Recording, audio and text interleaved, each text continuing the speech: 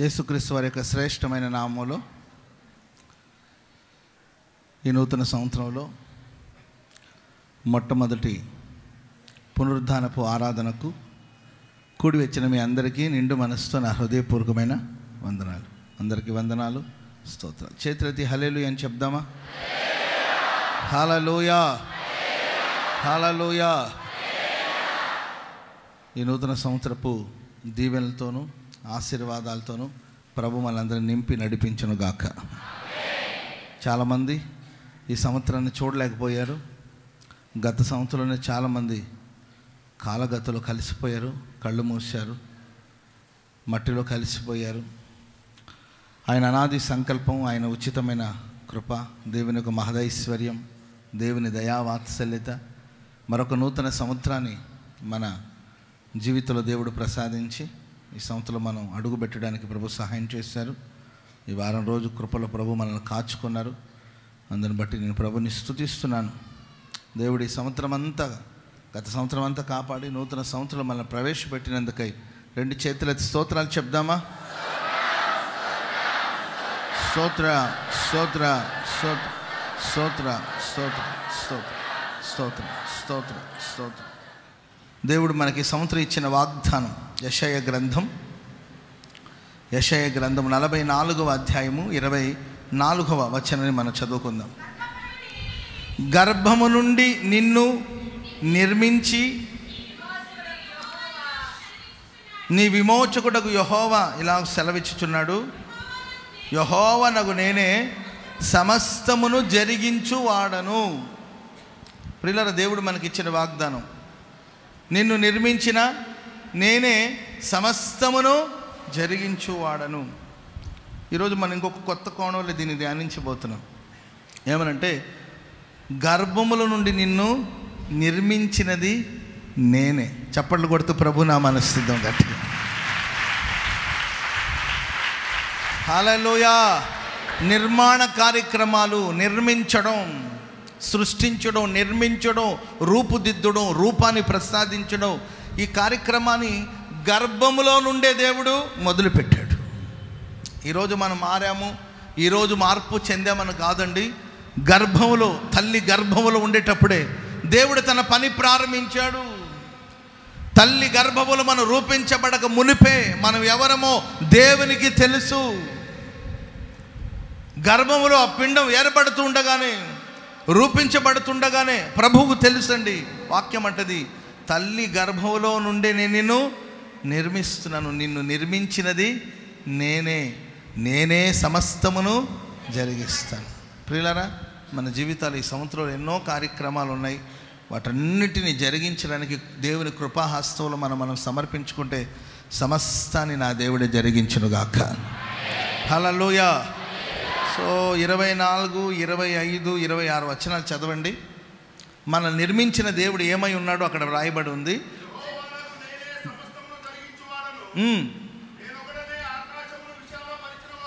నేను ఆకాశమును విశాలపరిచిన వాడను, నేనే భూమిని పరచిన వాడను, ప్రగల్భాల్ని ప్రవచనాల్ని నేను వ్యర్థం చేయవాడను, సోదెగాంటలను వెర్రివాళ్ళుగా చేస్తాను, జ్ఞానులను వెనకకు త్రిప్పి వారి విద్యను అవిద్యగా చేస్తాను, నేనే నా సేవకుల మాటను రూఢిపరుస్తాను, నా దూతల్ని ఆలోచనలు నెరవేరుస్తాను,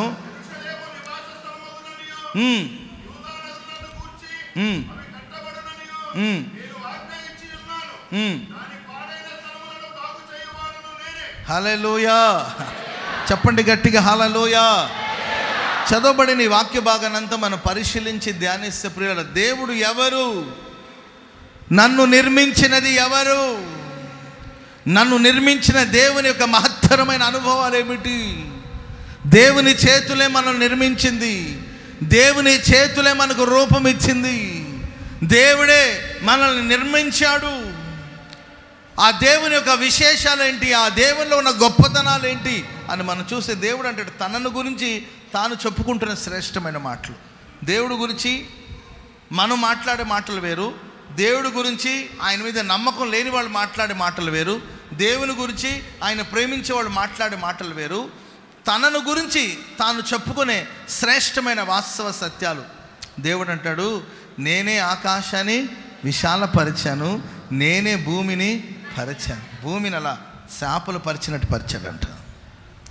ఆకాశాన్ని విశాలపరిచాడు. ప్రియులారా, విశాలపరిచిన దేవుడు, పరిచిన దేవుడు మన జీవితాలు కూడా మన సరిహద్దులు విశాలపరిచిన దేవుడు, శక్తిగల దేవుడు అయినాడు.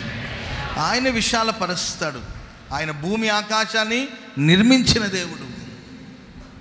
ఆకాశం కలుగునుగా కంటే కలిగింది, భూమి కలుగునుగా కంటే కలిగింది. నోటి మాటల ద్వారా సృష్టించాడు దేవుడు. ఆకాశాన్ని విశాలపరిచాడు, భూమిని పరిచాడండి దేవుడు. చూడండి, వేల సంవత్సరాలు, లక్షల సంవత్సరాలు గడిచిపోయినప్పటికీ దేవుని చేత నిర్మించబడిన, దేవుని చేత సృష్టించబడిన ఆకాశమే కానీ భూమి కానీ ఇప్పటికీ అద్భుతంగా తన పనిలో అది కొనసాగించబడుతుంది. దేవుడు తయారు చేసిన ఈ సృష్టి ఎంతో అద్భుతంగా ఉంది. మనకు ఎంతో ఆదరణను, ఆహ్లాదాన్ని కలిగిస్తుంది ఈ సృష్టి. మనం ఆరాధిస్తున్న దేవుడు కూడా ఆయన దేనైనా చేయడానికి సమర్థుడు, శక్తిమంతుడు. మన జీవితాలు కూడా ఆయన విశాలపరిచి ఆశీర్వదించునుగాక. ఇంకా ప్రియుల, దేవుడి గురించి రాయబడినట్టు, నేనే ప్రగల్భాలని ప్రవచనాలన్నిటినీ వ్యర్థం చేస్తాను. ప్రగల్భాలు అంటే గొప్పలకు పోతుంటారు, అర్థమైందండి. ఊరు గొప్ప ఏదంటారు కదా, పేరు గొప్ప ఊరు దెబ్బ ఏదంటారు కదా. ప్రగల్భాలు ఊరికే మాటలు అంతే, ఇక కోటలు దాటిపోతూ ఉంటుంది. ప్రగల్భాలు, మేము అద్దండి ఇద్దండి అద్దండి అని గొప్పలు పోతుంటారు కదండి. వాళ్ళ ఆలోచనలన్నిటిని దేవుడు తారుమారు చేసేస్తాడు. చేయడానికి శక్తిమంతుడు, సమర్థుడండి. నెబుకద్నెజర్ రాజు, నేనే రాజుని, ఇదిగో నేను స్థాపించిన బబులోను రాజ్యం అని ప్రగల్భాలకు వెళ్ళాడండి. ఏ అధికారమైనా దేవుడు ఇవ్వకపోతే మనకు అనుగ్రహించబడదు. మనం బ్రతికి బట్ట కట్టామంటే అది దేవుని దయ. ప్రగల్భాలు, నేను ఎవరు తెలుసా, నాకున్న ఆస్తి విలువ ఎంత తెలుసా, నాకున్న తెలివి ఎంత తెలుసా, నాకున్న జ్ఞానం ఎంత తెలుసా అని ప్రగల్భాలకు వెళ్తుంటారు. మేము అలాంటి వాళ్ళం కాము, మేము ఇలాంటి వాళ్ళం కాదు, మేము పలానా వాళ్ళం కాదు అని మాటలు కోటలు దాటిపోతుంటాయి. దేవుడు వాళ్ళ వైపు చూసి వాళ్ళ ప్రగల్భాలన్నీ కూడా, వాళ్ళ ప్రవచనాలన్నీ కూడా వ్యర్థమయ్యేటట్లుగా ప్రభు చేస్తాడు. అంతటి శక్తి గలవాడు మనం ఆరాధిస్తున్న దేవుడు. ఆమెను చెప్పండి అందరూ గట్టిగా, హల్లెలూయా. సోదెగాండ్రల్ని వెర్రివాళ్ళుగా చేస్తాడంట. సోది చెప్తూ ఉంటారు, జరగబోయే వాటిని చెప్తుంటారు. ఇదిగో నీ జీవితంలో ఇలా జరగబోతుంది, అలా జరగబోతుంది, నా మాట ప్రకారం జరుగుతుంది అని సోది చెప్పే సోదెగాండ్రులు కొందరు ఉంటారు. వారిని దేవుడు వెర్రివాళ్ళుగా చేస్తాడు. మేము ప్రవచిస్తాము, మేము ఏదైతే చెప్తామో రాసి పెట్టుకుంటే ఇదే జరుగుతుంది, ఇలా సోది చెప్పుకుని ఎవరైతే ఉంటారో వాళ్ళందరి జీవితాలు దేవుడు వాళ్ళని వెర్రివాళ్ళలాగా చేస్తాడు. అది దేవునికి సాధ్యం. బిలాము ప్రవక్త ఉన్నాడండి, సోది చెప్పేవాడు. ఆయన ఏదైతే చెప్తాడో అది అలాగే జరుగుతుంది. ఊహించి చెప్తాడో లేకపోతే ఆలోచించి చెప్తాడో, తర్వాత కాల జ్ఞానం చెప్తాడో లోక జ్ఞానం చెప్తాడో తెలియదు, కానీ ఆయన ఏమైతే చెప్తాడో అదే జరుగుతుంది. ప్రజలందరి మనస్సులు అదే స్థిరపడింది. ఆయన శపిస్తే శాపం, ఆయన ఆశీర్వదిస్తే ఆశీర్వాదం, ఆయన దీవిస్తే దీవెన. కీడును గురించి మాట్లాడితే కీడే జరుగుతుంది, మేలును గురించి మాట్లాడితే మేలే జరుగుతుంది. అంతటి ప్రగల్భాలు సోది చెప్తాడండి. అతని దగ్గరకు ప్రజలు గుంపులు గుంపులుగా పరుగులెత్తుతారు. అందుకొరకు అతన్ని పిలిపించారండి, బహుగా బహుమానాలు ఇచ్చి పిలిపించారు. ఆ సోదిగాండి అనుకున్నాడండి, నేను చెప్పేదే జరుగుతుందని ఆయన కొండ మీదకి వెళ్ళి ఇశ్రాయేలు ప్రజలను శపించడానికి కొరకు శాపవచనాలను సోది చెప్పడం మొదలెట్టాడండి. వాక్యం చెప్తున్న దేవుడు అతన్ని వెర్రివాడుగా చేశాడు. బిలామును దేవుడు వెర్రివాడుగా చేశాడు.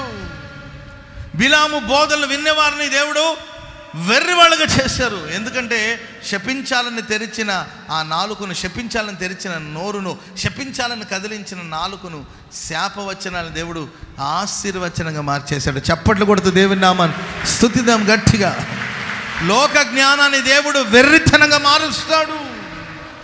జ్ఞానులను సిగ్గుపరచడానికి వరకు లోకంలో ఉన్న వెర్రి వాళ్ళని దేవుడు ఎంపిక చేసుకుంటాడు. లోకంలో కొంతమంది బయలుదేరారండి, క్రైస్తవ్యానికి వ్యతిరేకంగా, దేవుని బిడ్డలకు వ్యతిరేకంగా, దేవుని వాక్యానికి వ్యతిరేకంగా ఇదే జ్ఞానం అని చెప్పి వాగ్వాదాలు పడి ప్రగల్భాలకు వెళుతూ ప్రియులారా ఏదో చేయాలని ప్రయత్నిస్తున్నారు. వాళ్ళ జ్ఞానులను దేవుడు వాళ్ళని పట్టుకుంటాడు, వాళ్ళని వెర్రి వాళ్ళగా ప్రభు చేస్తాడు.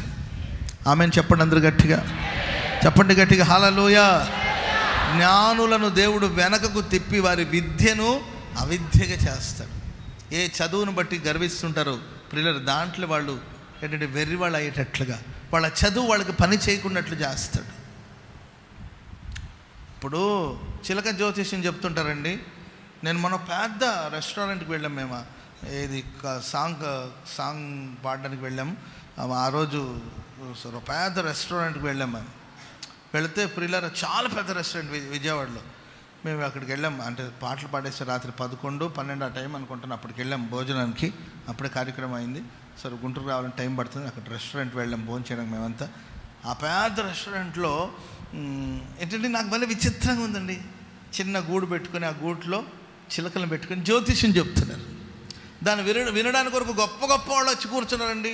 అది ఏది బజార్లో, ఒకప్పుడు మన బజార్లో చూసాం, లేకపోతే ఏ చెట్టు కింద కూర్చొనో జ్యోతిష్యం చెప్పేవాళ్ళు, చిలక జ్యోతిష్యం. మా చిలక బయటికి రామా, అయ్యగారు వచ్చారు, అయ్యగారి గురించి చెప్పమంటే అది ఒక కార్డు తీసాడు పడేసి వెళ్తుంది. తెలుసా మీకు ఇది? ప్రియులరా, నాకు విచిత్రమైన అంత పెద్ద ఇంత టెక్నాలజీ డెవలప్ అయిన ఈ రోజులో కూడా అక్కడ చిలక ద్వారా జ్యోతిష్యం చెప్పుకుంటూ నాకు అనిపించింది, వీడు ప్రపంచంలో ఉన్న వాళ్ళందరూ జ్యోతిష్యం చెప్తున్నాడు, వీడి బతికి బాగాలేదు. వాడి భవిష్యత్తు ఏంటో వాళ్ళకి తెలియట్లేదు.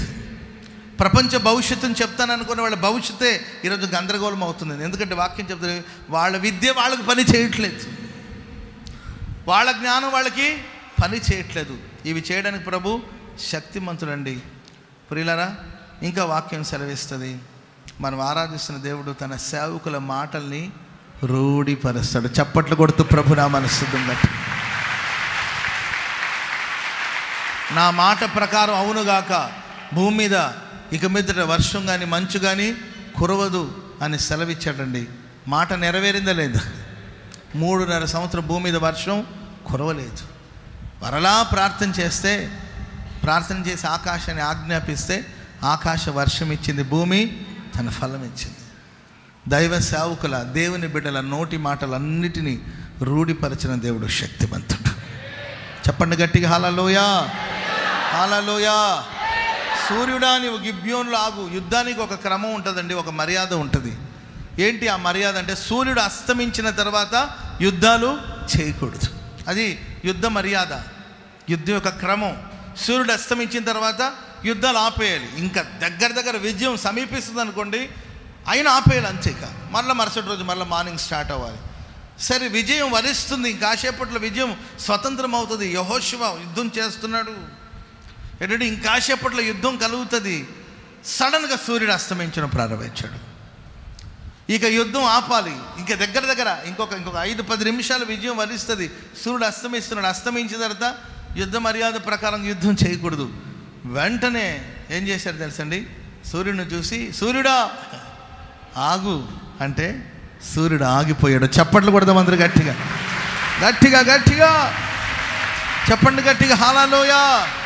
సూర్య చంద్రుల్ని ఆపగలిగినంత శక్తిని దేవుడు తన ప్రజలకు దయచేస్తాడు. చప్పట్లు కొడుతూ ప్రభు నామాన్ని స్తుతిద్దాం గట్టిగా గట్టిగా హల్లెలూయా. తన సేవకుల నోటి మాటలను దేవుడు రూఢిపరుస్తాడు. దేవునికి ఎవరైతే ప్రీతికరమైన సేవ చేస్తారో, దేవునికి అనుకూలమైన సేవను ఎవరైతే చేస్తారో వారి నోటి మాటలు ఏది తప్పిపోదు. మోషే పలికిన ఏ మాటలు తప్పిపోలేదండి. అక్షరాలుగా దేవుడు దాన్ని నెరవేరుస్తూ వచ్చాడు. సమూయేలు నోటి నుండి వచ్చిన ప్రతి మాటలు దేవుడు స్థిరపరుస్తూ వచ్చాడు. అంతటి శక్తిగల దేవుడు, సమర్థుడైన దేవుడు. ఇంకా వాక్యం చెప్తే తన దూతల ఆలోచనలు అయినా నెరవేర్చేవాడు. ఇలా చదువుకుంటూ వెళ్తే చాలా గొప్ప విషయాలు అక్కడ ఉంటుందండి. దేవుని బిడ్డలు, దేవుని సేవకులు, దేవుని దూతలు, వాళ్ళ నోటి నుండి వచ్చే ప్రతి మాటలు దేవుడు నెరవేరుస్తాడు. హల్లెలూయా. కొన్నిసార్లు జనరల్గా చెప్పిన మాట కూడా, మొన్న నాకు సాక్ష్యం చెప్తుంటే నాకు చాలా ఆశ్చర్యం అనిపించింది. చాలామంది సాక్ష్యం చెప్పారు, ఏం కాదులే వస్తుందిలే, పో ఏం కాదులే జరుగుతుందిలే. అది ఏదో చెప్పాలనుకుని చెప్పిన మాటలు కూడా కావండి. కొన్నిసార్లు కొందరు వచ్చి ఏడుస్తూ ఉంటే వాళ్ళని ఓదార్చడానికి కొరకు పలికిన మాటలు. అన్నా చావు బ్రతుకు మధ్యలో ఉన్నారన్నా, చనిపోతారని చెప్తున్నాను, ఏడుస్తుంటే నేను ఇదే మాట అంటాను, ఏం కాదులేమ్మా దేవుడు బాగు చేస్తాడులే, ఏం కాదులేండి, ఏమి కాదు, ప్రభు బాగు చేస్తారు, వెళ్ళండి అని అంటానా? వాళ్ళు ఆ మాటను నమ్ముకొని వెళుతున్నారండి. దైవ సేవకుని మాటలు, దేవుని మాటలు నమ్మి వెళుతున్నారు. మరలో వాళ్ళు తిరిగి అంటారు, నీవు అన్నావన్నా ఏం కాదు పో అన్నావు, ఏం కాలేదని ఆరోగ్యంగా తిరిగి వచ్చాను. చెప్పండి కూడా అందరు గట్టిగా. హల్లెలూయా. దూతల ఆలోచనలు, దేవుని సేవకుల నోటి మాటలను దేవుడు రూఢిపరుస్తాడు. అంటే నాకేదో పవర్స్ ఉన్నాయని కాదు, నాకేదో శక్తి ఉందని కాదు, నేనేదో కృపావరాలతో నింపబడినవాడు అని కాదండి దాని అర్థం. దేవుని సేవకుల ప్రతి నోటి మాటలు దేవుడు ఫలింపచేస్తాడు. వాక్యం సెలవిస్తుందండి, నేనే భూమిని పరిచినవాడు, నేనే ఆకాశాన్ని విశాలపరి. ప్రగల్భాలకు ఎవడైతే పోతాడో వాడిని దేవుడు వ్యర్థుణ్ణ చేస్తాడు. సో బడాయికి వెళ్ళొద్దు. నేను ఏమై ఉన్నానో అది దేవుని కృప ద్వారానే అయి ఉన్నాను. ప్రయాసపడినది నేను కాను, నాకు తోడైన దేవుని కృప. ఆమేన్. చెప్పండి గట్టిగా హల్లెలూయా. మనం ఎంత సేవ చేసినా ప్రగల్భాలకు వెళ్ళకూడదు, ఓ బడాయికి వెళ్ళకూడదు. బడాయి బడాయి బడాయి బడాయి మాటలు చెప్పకూడదు. ప్రమాదాలే, పబ్లిసిటీ ప్రమాదాలకి దారి తీస్తుందండి. నీవెంత ఎదిగిన ఆయన బలిష్టమైన చేతి క్రింద దీన మనస్సు కలిగి ఉండాలి. మొర్దెకైని గుర్రం ఎక్కించి ఊరంతా ఊరేగించారు. మొర్దెకైని గుర్రం ఎక్కించి ఊరంతా ఊరేగించారు. గుర్రం దిగిన తర్వాత ఆయన ఎక్కడికి వచ్చి కూర్చున్నాడు చెప్పాలి, చదవలేదా మీరు? ఎక్కడికి వచ్చి కూర్చో? మొర్దెకై ఎవరండి? వాచ్మెన్. వాచ్మెన్ని గుర్రం మీద కూర్చోబెట్టి ఊరంతా ఊరేగించారు. మొత్తం ఊరేగింపు ముగించిన తర్వాత ఎక్కడికి వచ్చి కూర్చున్నాడు? యథావిధిగా తను ఎక్కడున్నాడో అక్కడికే వచ్చి కూర్చున్నాడు. మన స్థితిని మనం మర్చిపోకూడదు. దేవుడు మనల్ని ఒకసారి కొన్నిసార్లు విజయోత్సవాలతో ఊరేగిస్తాడు. మన ఊహకు అందని కార్యాలు ప్రభు చేస్తాడు.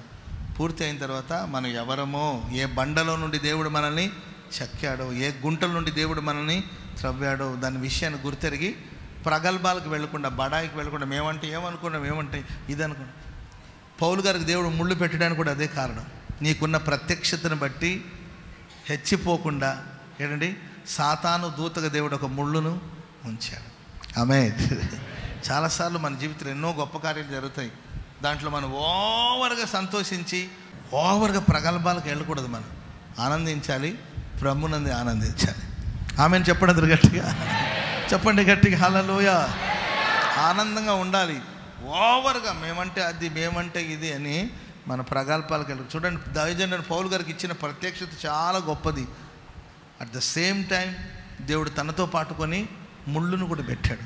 ఎందుకంటే ఆయన హెచ్చిపోవాలి అనుకున్నప్పుడంతా గుచ్చి గుచ్చి పెడుతుంటుంది. అది హెచ్చిపోవాలనుకున్నప్పుడంతా దేవుడు ఏంటంటే ఆ ముళ్ళు దాన్ని గుచ్చుతున్నప్పుడు అనుకోండి, ఓహో నాకు ఒక ముళ్ళు ఉంది, కామ్గా ఉండు బాబు పౌలు గారు అని అది మనల్ని ఏంటండి వెనక్కి లాగుతూ ఉంటుంది, హెచ్చిపోకుండా, గర్వించకుండా. సో ప్రగల్భాలకు వెళ్ళకూడదు. అండ్ సో చెప్పుకునే వాళ్ళు కొంతమంది ఉంటారు, వాళ్ళందరూ వెర్రి వాళ్ళ ఈ రోజులో ఆసనమైనది. ఆమెను చెప్పండి అందరు గట్టిగా. నేనే జ్ఞాని అని చెప్పుకునే వాళ్ళందరూ కూడా వ్యర్థులయ్యే సమయం కూడా ఆసనమై ఉన్నది ఈ సంవత్సరంలో. అంతే కదండి, సేవకుల నోటి మాటలన్నిటిని దేవుడు రూఢిపరుస్తాడు. యెరూషలేము నగరాన్ని గురించి అంటాడు, నేను దాన్ని కడతాను అంటాడు. యూదా నగరాలన్నీ కట్టబడుతుంది, యెరూషలేము అంతా కూడా నివాస స్థలముగా మార్చబడుతుంది. ఎంతటి శక్తి సామర్థ్యము గల దేవుడు మనతో అంటున్నాడు, నిన్ను నిర్మించినది నేనే. ఆమెను చెప్పండి అందరూ గట్టిగా, చెప్పండి గట్టిగా హల్లెలూయా, హల్లెలూయా. కొన్ని మాటలు నేను మీతో ఇప్పుడు సబ్జెక్టులోకి వస్తున్నానండి. కొన్ని మాటలు నేను మీతో పంచుకుంటాను. 2 లేకపోతే 3 మాటలు మీతో చెప్తాను. దేవుడు మనల్ని ఎలా నిర్మించాడు, దేవుడు మనల్ని ఎందుకొరకు నిర్మించాడు, ఆయన మనల్ని నిర్మించిన ఉద్దేశాలు ఏంటి, ఆయన నిర్మించడం వల్ల కలిగిన ఆశీర్వాదాలు ఏంటో కొన్ని మాటలు మనం ధ్యానం చేసుకుందాం. మొదటి మాట కీర్తనల గ్రంథం 33వ కీర్తన 15వ వాక్యాన్ని మనం చదువుకుందాం. కీర్తనలు 33వ కీర్తన. వారందరి హృదయాల్ని ఏకరీతిగా నిర్మించిన వాడు వారి క్రియలన్నిటినీ విచారిస్తాడు, వారిని దర్శించువాడు. అందరి హృదయాలను ఏకరీతిగా నిర్మించిన వాడు, అందరి హృదయాలను ఏకరీతిగా నిర్మించిన దేవుడు, వారి క్రియలన్నిటిని విచారించేవాడును అండ్ వారిని దర్శించువాడు ఆయనే. చప్పట్లు కొడుతూ ప్రభునామాన్ని సిద్ధం గట్టిగా. గట్టిగా హల్లెలూయా, హల్లెలూయా. దేవుడు మనల్ని దర్శిస్తాడు, దేవుడు మనల్ని విజిట్ చేస్తాడు, దేవుడు మనల్ని దర్శిస్తాడు. ఎండవేళ అబ్రహాము గుడారాన్ని దర్శించిన దేవుడు, అసాధ్యము అసంభవము అని, అసాధ్యమని నిస్సహాయపు స్థితిలో పడి ఉన్న కుటుంబాన్ని దేవుడు దర్శించాడు. దేవుని బిడ్డలారా, ఇక అసాధ్యం, వయసు దాటిపోతుంది, ప్రకృతికి విరుద్ధమైన కార్యక్రమం, ఇక ఇది జరగదు, ఇది ఎలా జరుగుతుంది, వయసు ఉడికిపోతుంది. నన్ను ఒక బ్రదర్ నన్ను కలిసి అన్నాడు, అన్న ఏదో పరీక్షలు రాయాలనుకుంటున్నాడండి ఆయన గారు, చాలాసార్లు ట్రై చేశాడు, ఫెయిల్ అయిపోతున్నారు, వయసు కూడా దాటిపోతుంది, ఇక ఉద్యోగం వచ్చే నమ్మకం కూడా లేదనుకుంటున్నాను. అలాంటి టైంలో దేవుడు మాట్లాడారన్న నాతో, ఇక్కడ వస్తే వాక్యంలో దేవుడు మాట్లాడాడు, ఇంకొకసారి ప్రయత్నించమన్నాడు. ఇక నేను ప్రయత్నిస్తున్నానన్న, ఈ సంవత్సరం దేవుడు నాకు ఖచ్చితంగా విజయం దయచేస్తాడు. హల్లెలూయా. ప్రేమైన వాళ్ళరా, ఇక అయిపోయింది, వయసు అయిపోయింది, బలం ఉడికిపోయింది, ఇక శక్తి లేదు, శక్తి లోపం వచ్చేసింది అని పడిన పరిస్థితులు ఒకవేళ నువ్వు ఉన్నావేమో, నేను ఆరాధిస్తున్న క్రీస్తు ప్రభుల వారు వాక్యం, నిన్ను నిర్మించినది నేనే గనుక అందరి హృదయాన్ని ఏకరీతిగా నిర్మించిన దేవుడు విచారించడమే కాకుండా మనల్ని దర్శించడానికి కొరకు ప్రభు రాబోతున్నాడు. హల్లెలూయా. ఎండవేళ గుడారాన్ని దర్శించడానికి వచ్చారు, అబ్రహాంతో మాట్లాడారు. ఈ మీదటికి నేను మరలా ఇక్కడికి వచ్చినప్పుడు శారా కౌగిటిలో ఒక జయ జీవితం, కుమారుడు అంటే జయ జీవితం, మీదటికి వచ్చినప్పుడు ఒక జయ జీవితాన్ని చూస్తాను, జయ జీవితం ఉంటుంది మీ కౌగిటిలో. గుడారపు చాటున ఉన్న శారా చూసి నవ్వుతుంది. ఎలా జయం కలుగుతుంది బాబు, ఎలా జయం కలగడానికి సోర్సే లేదు, విజయం వరించడానికి అవకాశమే లేదు, ఇది ఎలా సాధ్యం, అసంభవం. నవ్వుతుంది, ఆ నవ్వులో హేళన ఉంది, ఆ నవ్వులో అపహాస్యం ఉందండి. ఇది ఎలా సాధ్యం, ఇది జరిగే పనిలా. కొన్నిసార్లు వాక్యం చెప్తున్నప్పుడు మీకు అనిపిస్తుంది అబ్రాహ్మ గారు ఇలాగే అంటుంటాడు కానీ ఇవన్నీ జరుగుతుంది అంటారా, ఈ మూర్ఖుడు మారతాడంటారా, ఈ పిల్లల్లో మార్పు వస్తుంది అంటారా, ఈ జబ్బు నయమవుతుంది అంటారా. అబ్రాహ్మ గారు అంటే మీరు అంతే అంటుంటారు, మీకు దీవెన కలుగును గాక, ఆశీర్వాదం కలుగును గాక, మీరు బాగుపడతారు, ఇలా అంటూనే ఉంటారు. మేము ప్రతి నెల వింటానే ఉన్నాము, ఏదండి మా జీవితంలో జరగట్లేదే అనే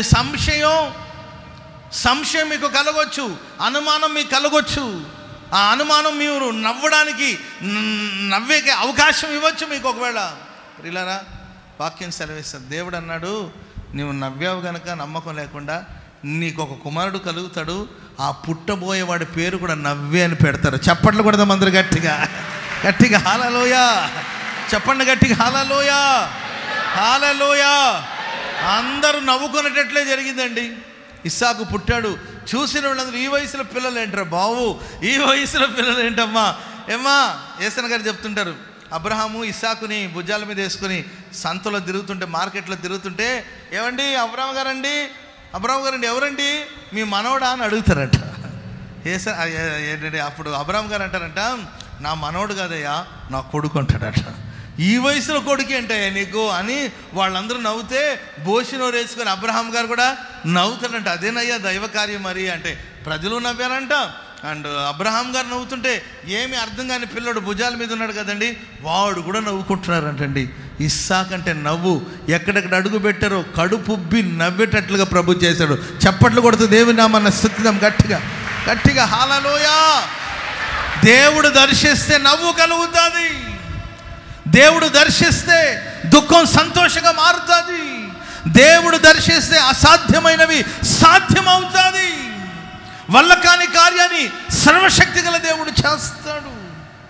ఆమేన్. శారమ్మ మంచినీళ్ళు అంటే ఏసన్ గారు చెప్తారు, ఇవన్నీ ఏసన్ గారు అద్భుతంగా వర్ణించి చెప్తాడు.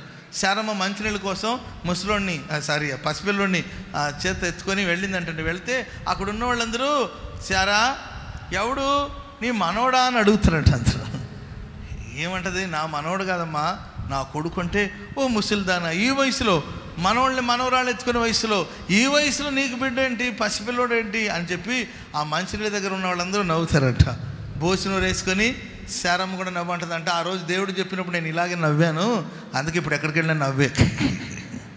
ఆ మామ నవ్వుతుంటే ఏంటండి ఎత్తుకొచ్చింది కదండి పసిపిల్లడు, ఏంటండి బోసినోడు పిల్లోడు, ఆ పిల్లోడు ఆవిడ కూడా నవ్వుతాడట. ప్రియులారా, జీవితంలో అసాధ్యం అనుకుంటున్నావేమో. దేవునికి అసాధ్యమైనది ఏమీ లేదు. నిన్ను నిర్మించింది ఆయనే, నిన్ను దర్శించడానికి కొరకు ఆయనే రాబోతున్నాడు. చప్పట్లు కొడుతూ ప్రభునామాన్ని స్తుతించండి గట్టి. దేవుడు దర్శిస్తాడు మనల్ని. సొదొమ గొమొర పట్టణాన్ని దర్శించడానికి తన దూతల్ని పంపించాడు దేవుడు. ఓ భయంకరమైన ప్రమాదం, ఆ దేశం మీదకి అగ్ని గంధకాలు, దేవుని యొక్క ఉగ్రత కురవబోతుంది. ఆ పట్టణం యొక్క రూపురేఖలు లేకుండా పోబోతుందండి. దేవుని యొక్క ఉగ్రత పట్టణం మీదకి వస్తుంది. దర్శించడానికి దూతలు వచ్చారండి. వచ్చిన వాళ్ళు ఏం చేశారు తెలుసండి? ఆ కుటుంబస్తులు చేయి పట్టుకొని బయటికి తీసుకొచ్చి ఆ ఊరి వెలుపటి వరకు తీసుకొచ్చారు. ప్రమాదం నుండి తప్పిస్తాడు. ఏ కుటుంబాన్ని దేవుడు దర్శిస్తాడో వాళ్ళకి ఏ ప్రమాదం లేదండి. ప్రమాదాలు వచ్చినా ఆ ప్రమాదాల దగ్గర నుండి చేయి పట్టుకుని దేవుడు మనల్ని వెలుపలకు తీసుకొస్తాడు. సో ప్రమాదాల గురించి, అపాయాల గురించి, అవమానాల గురించి మీరు ఆలోచించవలసిన అవసరం లేదేనండి. ఏం అవసరం లేనే లేదు. ఎందుకంటే ఏ ప్రమాదాలైనా, ఏ అపాయాలైనా దర్శించడానికి ఎవరున్నారు చెప్పండి? ఎవరున్నారండి? యేసయ్య ఉన్నాడు. నీ పక్షాన నిలబడడానికి దేవుడు ఉన్నాడు. నిన్ను నీ క్రియలన్నీ విచారణ చేయడానికి దేవుడు ఉన్నాడండి. ఆయనే దర్శిస్తాడు, ఆయనే పట్టుకుంటాడు, ఆయన వెలుపలకి తీసుకొస్తాడు. ఏంటండి, ఒక అగ్ని చుక్క లేకపోతే అగ్ని గంధకాలు వాళ్ళ మీద పడకుండా, నాశనం అయిపోకుండా ప్రమాదం నుండి దేవుడు ఆ నీతిమంతుని కుటుంబాన్ని వెలుపటికి తీసుకొచ్చాడు. సో లోకంలో మనకు ప్రమాదాలు లేవని చెప్పలేం. బోళ్ళని ప్రమాదాలు ఉండొచ్చు, బోళ్ళని అవమానాలు ఉండొచ్చు, బోళ్ళని నష్టాలు ఉండొచ్చు. కానీ నష్టం నీకు అంటకుండానట్లు, ప్రమాదం నిన్ను అంటకుండానట్లు కుడి చేతిని పట్టుకుని ప్రభువే వెలుపలకు నడిపించునుగాక. 65వ కీర్తన చదవండి ఫాస్ట్గా, టైం ఉరుకుతుంది. 65వ కీర్తన 9వ వచనం. నువ్వు భూమిని దర్శించి దాన్ని తడుపుచు ఉన్నావు, దానికి మహదైశ్వర్యము కలుగు చేయుచున్నావు, నిండి ఉన్నది.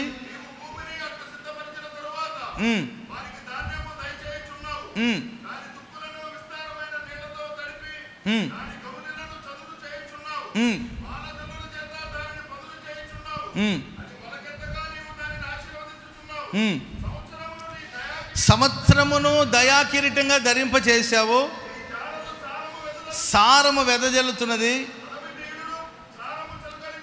అడవి బీడలు సారము చిలకరించున్నది, కొండలు ఆనందమును నడికట్టుగా ధరించుకొనుంది, పచ్చిక పట్లు మందలను వస్త్రముగా ధరించుకుంటూ ఉంది, లోయలు సస్యములతో నిండి ఉన్నది, అన్నియు సంతోషధ్వని చేస్తుంది, అన్నియు గానం చేయుచున్నది. చప్పట్లు కొడుతూ ప్రభునామాన్ని సిద్ధం గట్టిగా గట్టిగా గట్టిగా హల్లెలూయా హల్లెలూయా. సర్వశక్తి గల దేవుడే భూమిని దర్శించుచు ఉన్నాడు.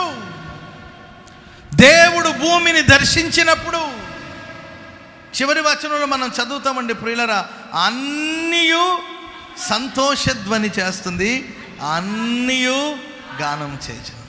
మన కుటుంబాల్లో కానీ, మన సంఘాల్లో కానీ, సమాజంలో కానీ అందరూ సంతోషధ్వని చేయాలి. ఏ ధ్వని అండి? కొందరు ఏడుస్తూ ఉంటే కొందరు సంతోషించడం కాదు, కొందరు బాధపడుతుంటే కొందరు ఆనందంలో నిండిపోవడం కాదండి. అందరూ సంతోషధ్వని చేయాలి, అందరూ పాటలు పాడాలి. ఆమెను చెప్పండి గట్టిగా హల్లెలూయా చెప్పండి గట్టిగా హల్లెలూయా. మొన్న సర్వీస్ జరుగుతుంది, వాచ్ నైట్ సర్వీస్. ఒక ముసలామె ఆనందంలో పరవళ్ళు తొక్కుతుందండి.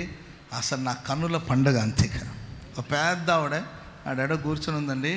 మోకాళ్ళ మీద ఉండి ఆమె లేచి నాట్యం ఆడుతుండే ఉంటుంది. ఆమెకు ఒక 80 ఏళ్ళు ఉంటుంది, మినిమం 80కి తక్కువ ఉంటుందండి.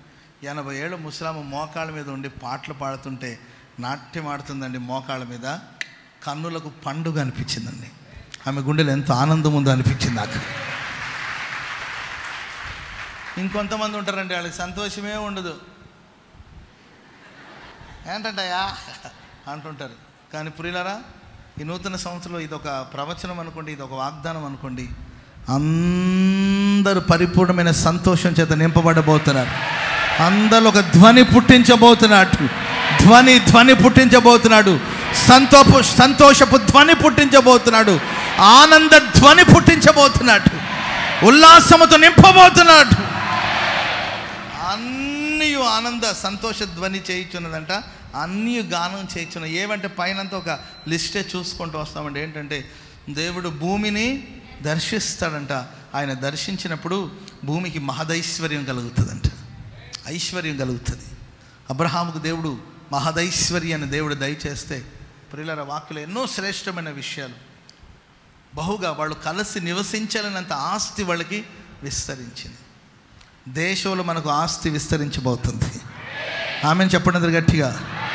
ఓన్లీ గుంటూరులోనే కాదండి, రాష్ట్రమంతటా, దేశమంతటా మీ ఆస్తిని దేవుడు విస్తరింపజేయబోతున్నాడు, అత్యధికంగా ఆశీర్వదించబోతున్నాడు. ఇది వాస్తవం, ఇది సత్యం.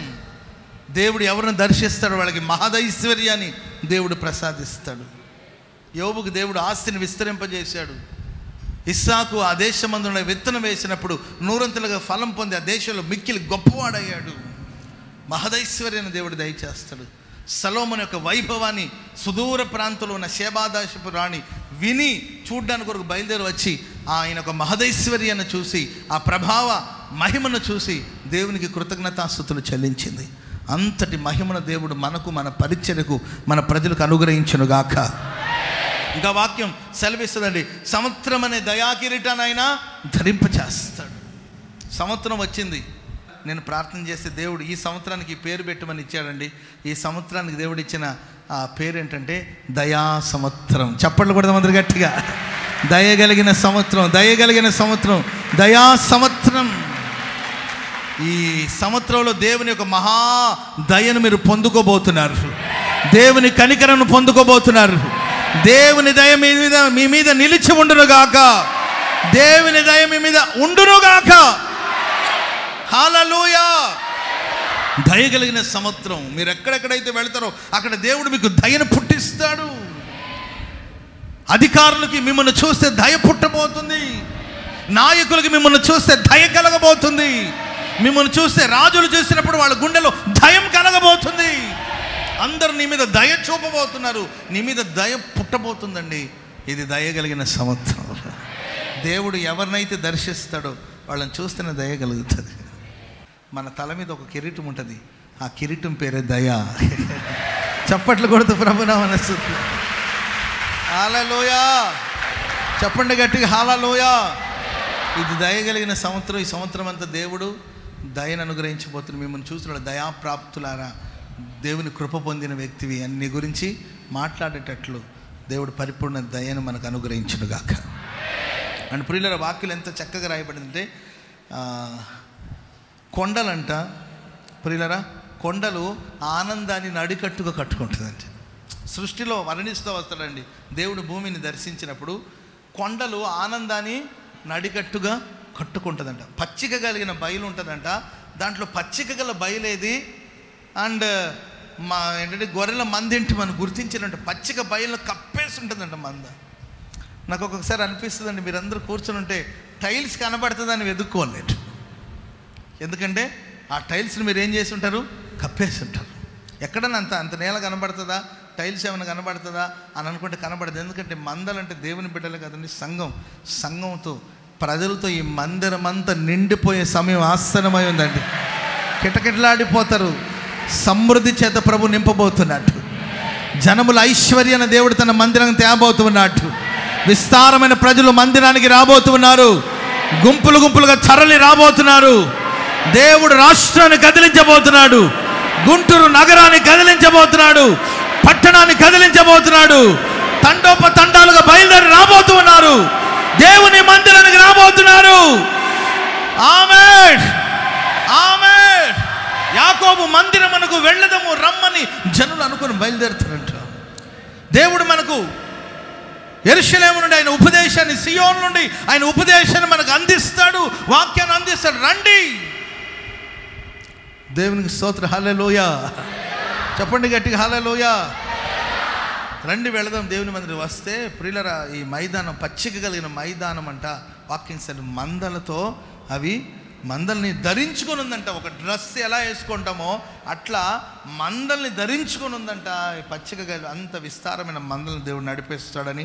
అంటే లోయలన్నీ కూడా సస్యములతో సర్వ సమృద్ధి చేత నింపబడిపోయింటుందంట. లోయలను కూడా మనం గుర్తించలేం. సస్యములతో నిండి ఉంటుందంట.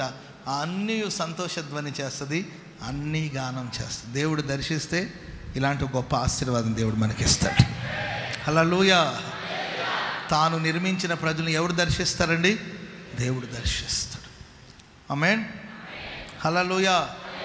నేను నా ఇంటి వారు యెహోవాను సేవిస్తాను. మీరు తీర్మానం చేసుకోండి, ప్రార్థన చేసుకోండి. ఈ సంవత్సరం ముగించే లోపల మీ ఓల్ ఫ్యామిలీ దేవుని మందిలో కనబడబోతున్నారు. కుటుంబాలన్నీ దేవుని సన్నిధిలో కనబడబోతూ ఉన్నారు. ఆమేన్. ఇంకా చెప్పనా ప్రియులారా, మీరు ఒక్కరే సంతోషించడం కాదు, ప్రభు అయిన యేసుక్రీస్తు వారి మీద విశ్వాసం ఉంచేప్పుడు నీవు నీ ఇంటి వారు రక్షించబడతారని చెప్తే ఆయన నమ్మాడు, విశ్వసించాడు. దైవజనుడు ఇంటికి వెళ్ళారు, ప్రార్థన చేశారు, బాప్తిజం ఇచ్చారు. బైబిల్ సెలవిస్తుంది, ఆ అధికారి తన ఇంటి వారందరితో పాటు ఆనందించాడు. ఆనందం అనేది ఇద్దరు ముగ్గురు పంచుకుంటే కలిగేది కదండి. అందరూ ఆనందించాలి, అందరూ సంతోషించాలి. మందసం ఒబేదేదోము ఇంట్లో ఉంటే వాక్యం సెలవుస్తుంది, ఒబేదేదోమును అతని ఇంటి వారందరినీ దేవుడు ఆశీర్వదించాడు. అందరిలో ఆనంద ధ్వనిని దేవుడు పుట్టించునుగాక. అందరూ గాన ప్రతిగానాలు చేయాలి. ఆమెను చెప్పండి అందరు గట్టిగా. హల్లెలూయా. దేవుడు మనల్ని దర్శిస్తాడు. ఎందుకంటే ఎవరు నిర్మించింది మనల్ని? దేవుడు నిర్మించాడు కనుక ఆయనే మనల్ని దర్శిస్తాడు. ఫాస్ట్గా చదవండి, రెండో మాట కూడా చదువుదాం. యెషయా గ్రంథం 43వ అధ్యాయం 1-2 వచనాలు.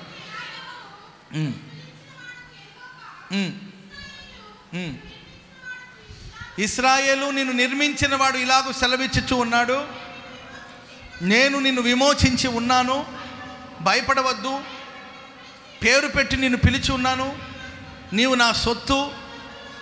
బాగా చదవాలి, మీరు బాగా వినాలి. మీరు జలముల బడి దాటునప్పుడు నేను నీకు తోడై ఉంటాను, నీవు నదుల బడి వెళ్ళినప్పుడు అవి నీ మీద పొర్లి పారవు, నీవు అగ్ని మధ్యలో నడిచినప్పుడు కాలిపోవు, జ్వాలలు నిన్ను కాల్చజాలు. ఇశ్రాయేలు, నిన్ను నిర్మించిన వాడను నేనే, భయపడవద్దు, నీవు నా సొత్తు. ఇశ్రాయేలు, నిన్ను నిర్మించినది నేనే. ప్రియ సహోదరుడా, సహోదరి, ఇశ్రాయేలు అనే చోట నీ పేరు పెట్టుకుని చదువు ఆ మాట. అబ్రహాము, భయపడవద్దు, నిన్ను నిర్మించినది నేనే, నీవు నా సొత్తు. అలా చదువుకోండి ప్రియులరా. ఆ ఇశ్రాయేలు అనే చోట మీ పేరు రాసుకొని ప్రియులరా, నీతో ప్రభు మాట్లాడుతున్నాడు. ఇశ్రాయేలు, భయపడవద్దు. దేనికి భయం? దేవుడు అంటాడండి, నీవు జలముల బడి దాటునప్పుడు నేను నీకు తోడుగా ఉంటాను, నీవు నదుల బడి వెళుతున్నప్పుడు ఆ నీళ్లు నీ మీద పొర్లి పారవు, నీవు అగ్ని మధ్యలో నడుస్తున్నావా, అగ్ని జ్వాలలు నిన్ను కాల్చజాలవు. చప్పట్లు కొడితే ప్రభు నామాన్ని సిద్ధం కట్టి.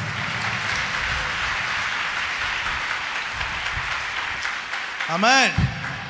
యోబు గ్రంథంలో రాయబడిందండి, జల ప్రవాహాన్ని లేకపోతే నది ప్రవాహాన్ని దేంతో పోల్చారంటే భయానికి పోల్చారు.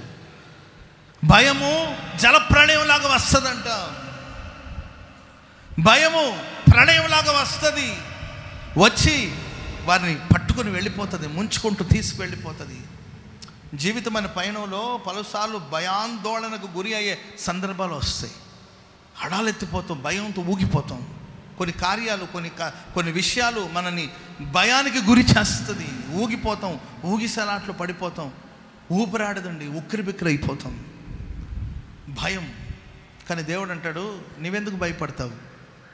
భయాలు నీ మీద పొర్లి పారాలని ప్రయత్నించినా నువ్వు జలముల మీద వెళుతున్నప్పుడు నేను నీకు తోడే ఉంటాను. నీవు ఆ దారిలో వెళ్తావు, కానీ ఆ భయం నిన్ను ముంచడానికి అధికారం లేదు. నేను నిన్ను దాటిస్తాను. ఆమెను చెప్పండి గట్టిగా గట్టిగా. హల్లెలూయా. సో భయం ఉంటుంది మనకు ప్రియులారా. భయం మనసులోనే ఉంటే పర్వాలేదండి, అది అక్కడితో ఉండిపోదు. అది ప్రయాణం చేసుకుంటూ మన మనసులో నుండి మన దేహంలోనికి వస్తుంది, మన ఆలోచనలకు వస్తుంది. అర్థమైందండి? భయం మనసులో ఎక్కడో ప్రారంభించబడుతుంది, ఆటోమేటిక్గా వణుకు వచ్చేస్తుంది, కంగారు వచ్చేస్తుంది, కాళ్ళు చేతులు వణుకుతుంది, కళ్ళు తిరుగుతుంది, గుండె బరువెక్కుతుంది, కళ్ళు చెమ్మెక్కుతుందండి, మోకాళ్ళు వణుకుతుంది, ఏంటండి నడుములో వేదన పుడుతుంది, ప్రియులారా రక్త ప్రసరణ పెరుగుతుంది, బీపీ పెరుగుతుంది, హార్ట్ బీట్ పెరుగుతుంది, ఏంటండి ఆ బీట్స్ పెరిగి ఒకవేళ హార్ట్ అటాక్ అయ్యే అవకాశం కూడా ఉంటుంది. ఎందుకంటే భయానికి ఉన్న గుణం అది ఒక్క చోటు గుట్టుగా ఉండదు. జర్నీ చేసుకుని వచ్చి నువ్వు భయపడుతున్నట్టు అందరికీ తెలిసేటట్లుగా చేస్తుంది. కనుక ప్రియులారా, మనం వెళుతున్న మార్గాల్లో మనం భయాందోళన గురి అయ్యే సందర్భాలు వస్తాయి. రానని మనుషులమే కదండి, మనుషులు కనుక మనం వెళ్ళే మార్గాలు భయాలు వరద పొరల వల్ల పొంచుకునే అవకాశాలు ఉంటుంది. కానీ భయపడవద్దు. బైబిల్ ప్రియులారా 100 సార్లు రాయబడిందండి. రోజుకు ఒక్కసారైనా దేవుడు చెప్తాడు భయపడొద్దండి. ఆమేన్. భయపడవలసిన భయము అపవాది యొక్క ఆయుధం, సాతాను యొక్క సాధనం అండి భయం. భయపడవలసిన అవసరం లేదు. ఇప్పుడు మీరు చూడండి, భయం వస్తుంది ఎవరికైనా, మనుషులందరూ భయం రాకుండా ఏమి ఉండదు. నేను బజార్లో పోతున్నానండి, సడన్గా నా తల మీద ఒక పక్షి పోయింది. పక్షి పోకుండా ఆపగలుగుతామా? నా తల మీద ఒక పక్షి వెళ్ళిపోయింది అంతే. అన్న అదిగో నన్ను తల మీద కాకియో లేకపోతే పిచ్చుకో ఏదో అట్లా పరిగెత్తుకుంటూ వెళ్ళింది తల మీద నుండి. ఏంటంటే దాన్ని ఆపగలుగుతామా? ఆపలేము. కానీ ఆ పిచ్చుక కానీ లేకపోతే ఆ పక్షి కానీ తలలోనే గూడు కట్టుకుంటానంటది, అవకాశం ఇస్తామా? దాటిపోవచ్చు, దాని గురించి కంగారు లేదు. కానీ ఆ భయాన్ని మన తలలోనే పెట్టుకుని దాన్ని గూడు కట్టి అది అక్కడ గుడ్లు పెట్టి అక్కడ పిల్లలు చేయడానికి మనం చోటు ఇవ్వకూడదు. భయాలు వస్తాయి మనకు, కానీ ఆ భయాలన్నిటి నుండి దేవుడు మనల్ని విడిపిస్తాడు. భయాలు నిన్ను ముంచకుండా నేను తోడి ఉండి నేను నడిపించబోతున్నాను. చప్పట్లు కొడుతూ ప్రభు నా మనసులో గట్టిగా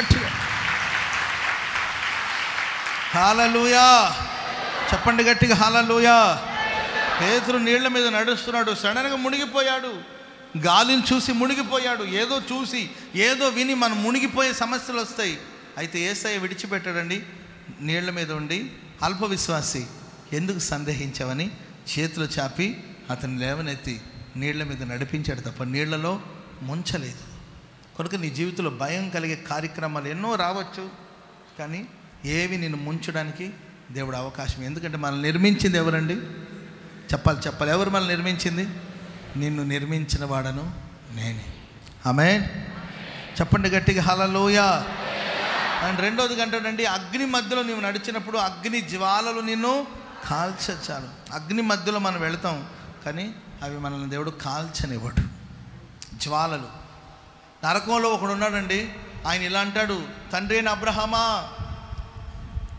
ఇక్కడ నేను ఈ అగ్ని జ్వాలల వలన యాతన పడుతున్నాను, నరక యాతన పడుతున్నాను. ఈ అగ్ని నన్ను యాతనకు గురి చేస్తుంది, వేదనకు గురి చేస్తుంది, వేదనగా ఉంటుంది, గుండెలో కుంపట. కొన్నిసార్లు అగ్ని జ్వాలలు మనల్ని కాలుస్తూ ఉంటుంది, అప్పుడు వేదన, కుంపట.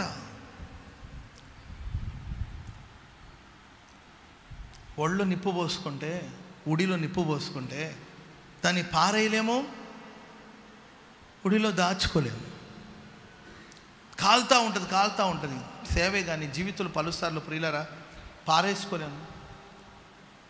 అటని ప్రియులరా దాన్ని దాచుకునే అవకాశం తగలబెడతా ఉంటుంది. కాలసండి జ్వాలలు, అగ్ని జ్వాలలు, యాతన.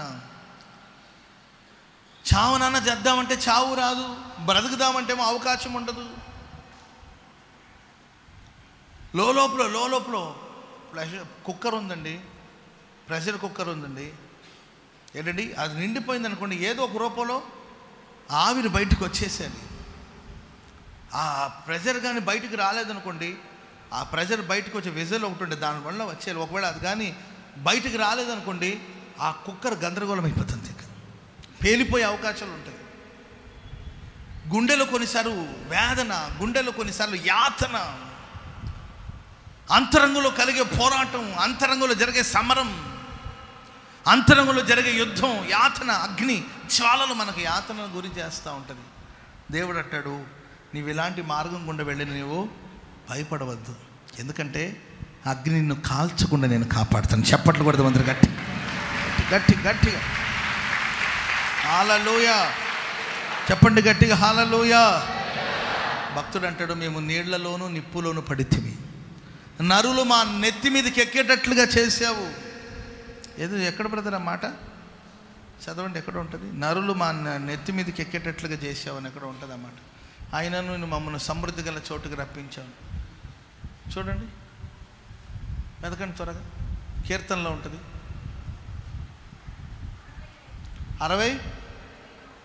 66వ కీర్తన 12వ వచనం చదవండి. చూడండి, నరులు మా నెత్తి మీదకి ఎక్కేటట్లు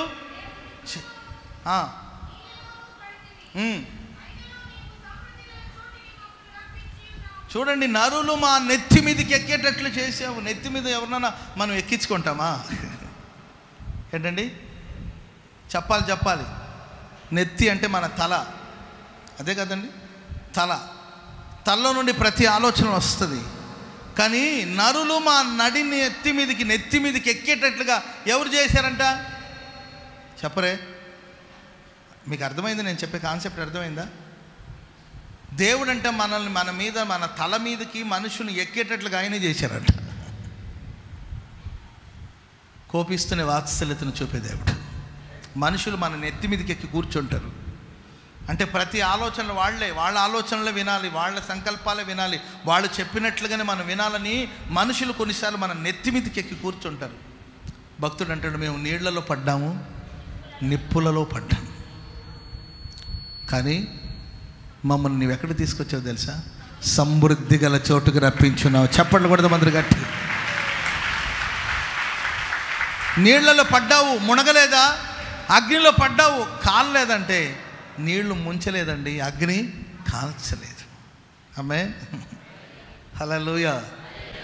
నాకు ఒక తల్లి చెప్పిందండి, చాలా కాలమైంది, మళ్ళీ నాకు ఎందుకు ఈరోజు ఉదయాన్నే ప్రార్థన చేసుకుంటుంటే గుర్తుకొచ్చింది అన్నమాట. ఓ తల్లి చాలా కాలం క్రితం నేను చెప్పాను, అయ్యా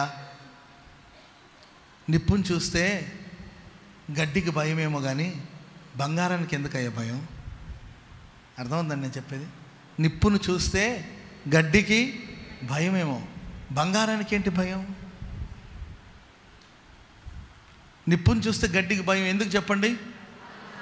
తగలబడింది అనుకోండి, బూడిదగా మారిపోతుంది, ఇక ఏం ఉండదు, మిగలదు ఏం ఉండదు. అది గడ్డి అయితే దానికి భయం, అయ్యో నిప్పు సమీపిస్తుంది, తగలబడిపోతానేమో అని చెప్పి గడ్డి కాస్త భయపడుతూ దూరంగా ఉంటుందేమో. కానీ బంగారం, విలువైన బంగారం భయం ఏంటండి? ఎందుకంటే ఆ అగ్ని కొలిమిలోనికి వెళ్ళింది అనుకోండి, బంగారం ఎలా వస్తుందండి? శుద్ధ సువర్ణంగా బయటకు వస్తుంది. చెప్పండి కొడతాం అందరు గట్టి హల్లెలూయా. చులకని శ్రమ ఎన్నదగినవి కావు, అవి మహిమా భారాన్ని కలుగు చేస్తుంది. కనుక మన పితరులందరూ నడిచిన మార్గాలు ఇవి, అగ్నిగుండం వాళ్ళు వెళ్ళారండి, ఏంటంటే జలముల బడి వెళ్ళారు, అవి వారిని ఏమీ చేయలేకపోయింది, మనల్ని కూడా ఏమీ చేయవనే విషయాన్ని గుర్తెరగాలి. ఆమేన్ చెప్పండి గట్టిగా హల్లెలూయా హల్లెలూయా. మనసులో ఆవేదన కలగొచ్చు, మానసిక సంఘర్షణ మీరు లోనవ్వచ్చు, మనసులో వేదన కలగొచ్చు, యాతన కలగొచ్చు. ఏది జరిగినా యోసేపు అన్నలందరూ ఆడిని మనం ఎంత వేదన పరిచాము, యోసేపుని ఎంత వేదన పరిచారండి వాళ్ళు. ఏమైనా చేయగలిగింది ఆ వేదనలు? ఎంత వేదన అండి. మామూలుగా ప్రియులారా ఆ స్థానంలో ఇంకొకరు ఉండుంటే గుండె ఆగి చచ్చిపోవలసింది, లేకపోతే ఆత్మహత్య చేసుకుని చావాలంతే. చిన్నతనంలో తనకు వచ్చిన బాధ, చిన్నతనంలో ఆయన అనుభవించిన అవమానాలు, చిన్నతనంలో అతని మనసులో జరిగిన మానసిక సంఘర్షణ, ప్రియులారా ఏమని చెప్పగలుగుతాం? ఎవరో కాదు, తనవారే, తన తోడుబుట్టిన వాళ్ళే, తనతో ఉన్నవాళ్లే. ఇతరులు బాధపరిస్తే మన బాధను భరించవచ్చు, కానీ మన వాళ్ళే, మనతో ఉన్నవాళ్లే, మనతో తిరుగుతున్న వాళ్ళే, మనతో తింటున్న వాళ్ళే, ప్రియులరా మన బల్లలో చేతులేసే వాళ్ళే, అండ్ ప్రియులరా మన విందులో పాలు పంపులు పొందిన వాళ్ళే మనల్ని బాధిస్తే అది ఆ బాధను, ఆ వేదన, ఆ యాతన మాటలతో చెప్పలేమండి. ఎవడో దూరంలో ఒకడు కీడు చేస్తే ఇట్స్ ఓకే, మనతో ఉన్నవాళ్ళే మనకు వేదన కలుగు చేస్తే సొంత అన్నలండి, సొంత సహోదరులు చిన్నప్పటి నుండి కలిసి పెరిగారండి. ఒకే ఇంట తిన్నారు, ఒకే ఇంట ఉన్నారు, ఒకే గదులు పడుకుని ఉంటారు, ఒకే కంచెలో తిని ఉంటారు. వాళ్ళ సొంత అన్నలు అందరూ కుట్ర చేసి వాడిని గుంటలో పడవేసి అంతటికీ సాటిస్ఫాక్షన్ లేక వాడిని తీసుకొని ఐగుప్తు దేశానికి నిర్దాక్షిణ్యంగా అమ్మివేశారు. ఎంత రోధించుంటాడో, ఎంత ఏడ్చుంటాడో, ఎక్కుళ్ళు పెట్టి ఏడ్చుంటాడు. ఎవరికి చెప్పుకోలేని పరిస్థితి. వాళ్ళ నాన్న అందుబాటులో లేడు, అమ్మ లేదు, నాన్నేమో దూరంగా ఉన్నాడు. ప్రియులరా, ఎంత తంత్రాలు, ఎంత ప్రయోగాలు చేశారో ప్రియులరా. అమ్మి వేసేసి ఏమి ఎరగనట్లుగా వచ్చి వాళ్ళ నాన్న దగ్గర నిలబడ్డారు. కానీ యోసేపు వెళ్ళిన మార్గాలు ముళ్ళ మార్గాలు, అగ్ని గుండా నడిచాడండి, అవమానాల గుండా వెళ్ళాడు. ఆయన కులాన్ని బట్టి దూషించారు, వేదన పరిచారు. భయానకమైన మార్గాలంటే తను నడిచిన మార్గాలు, అవమానాలు, శోధనలు, పరీక్షలు. ఏంటండి,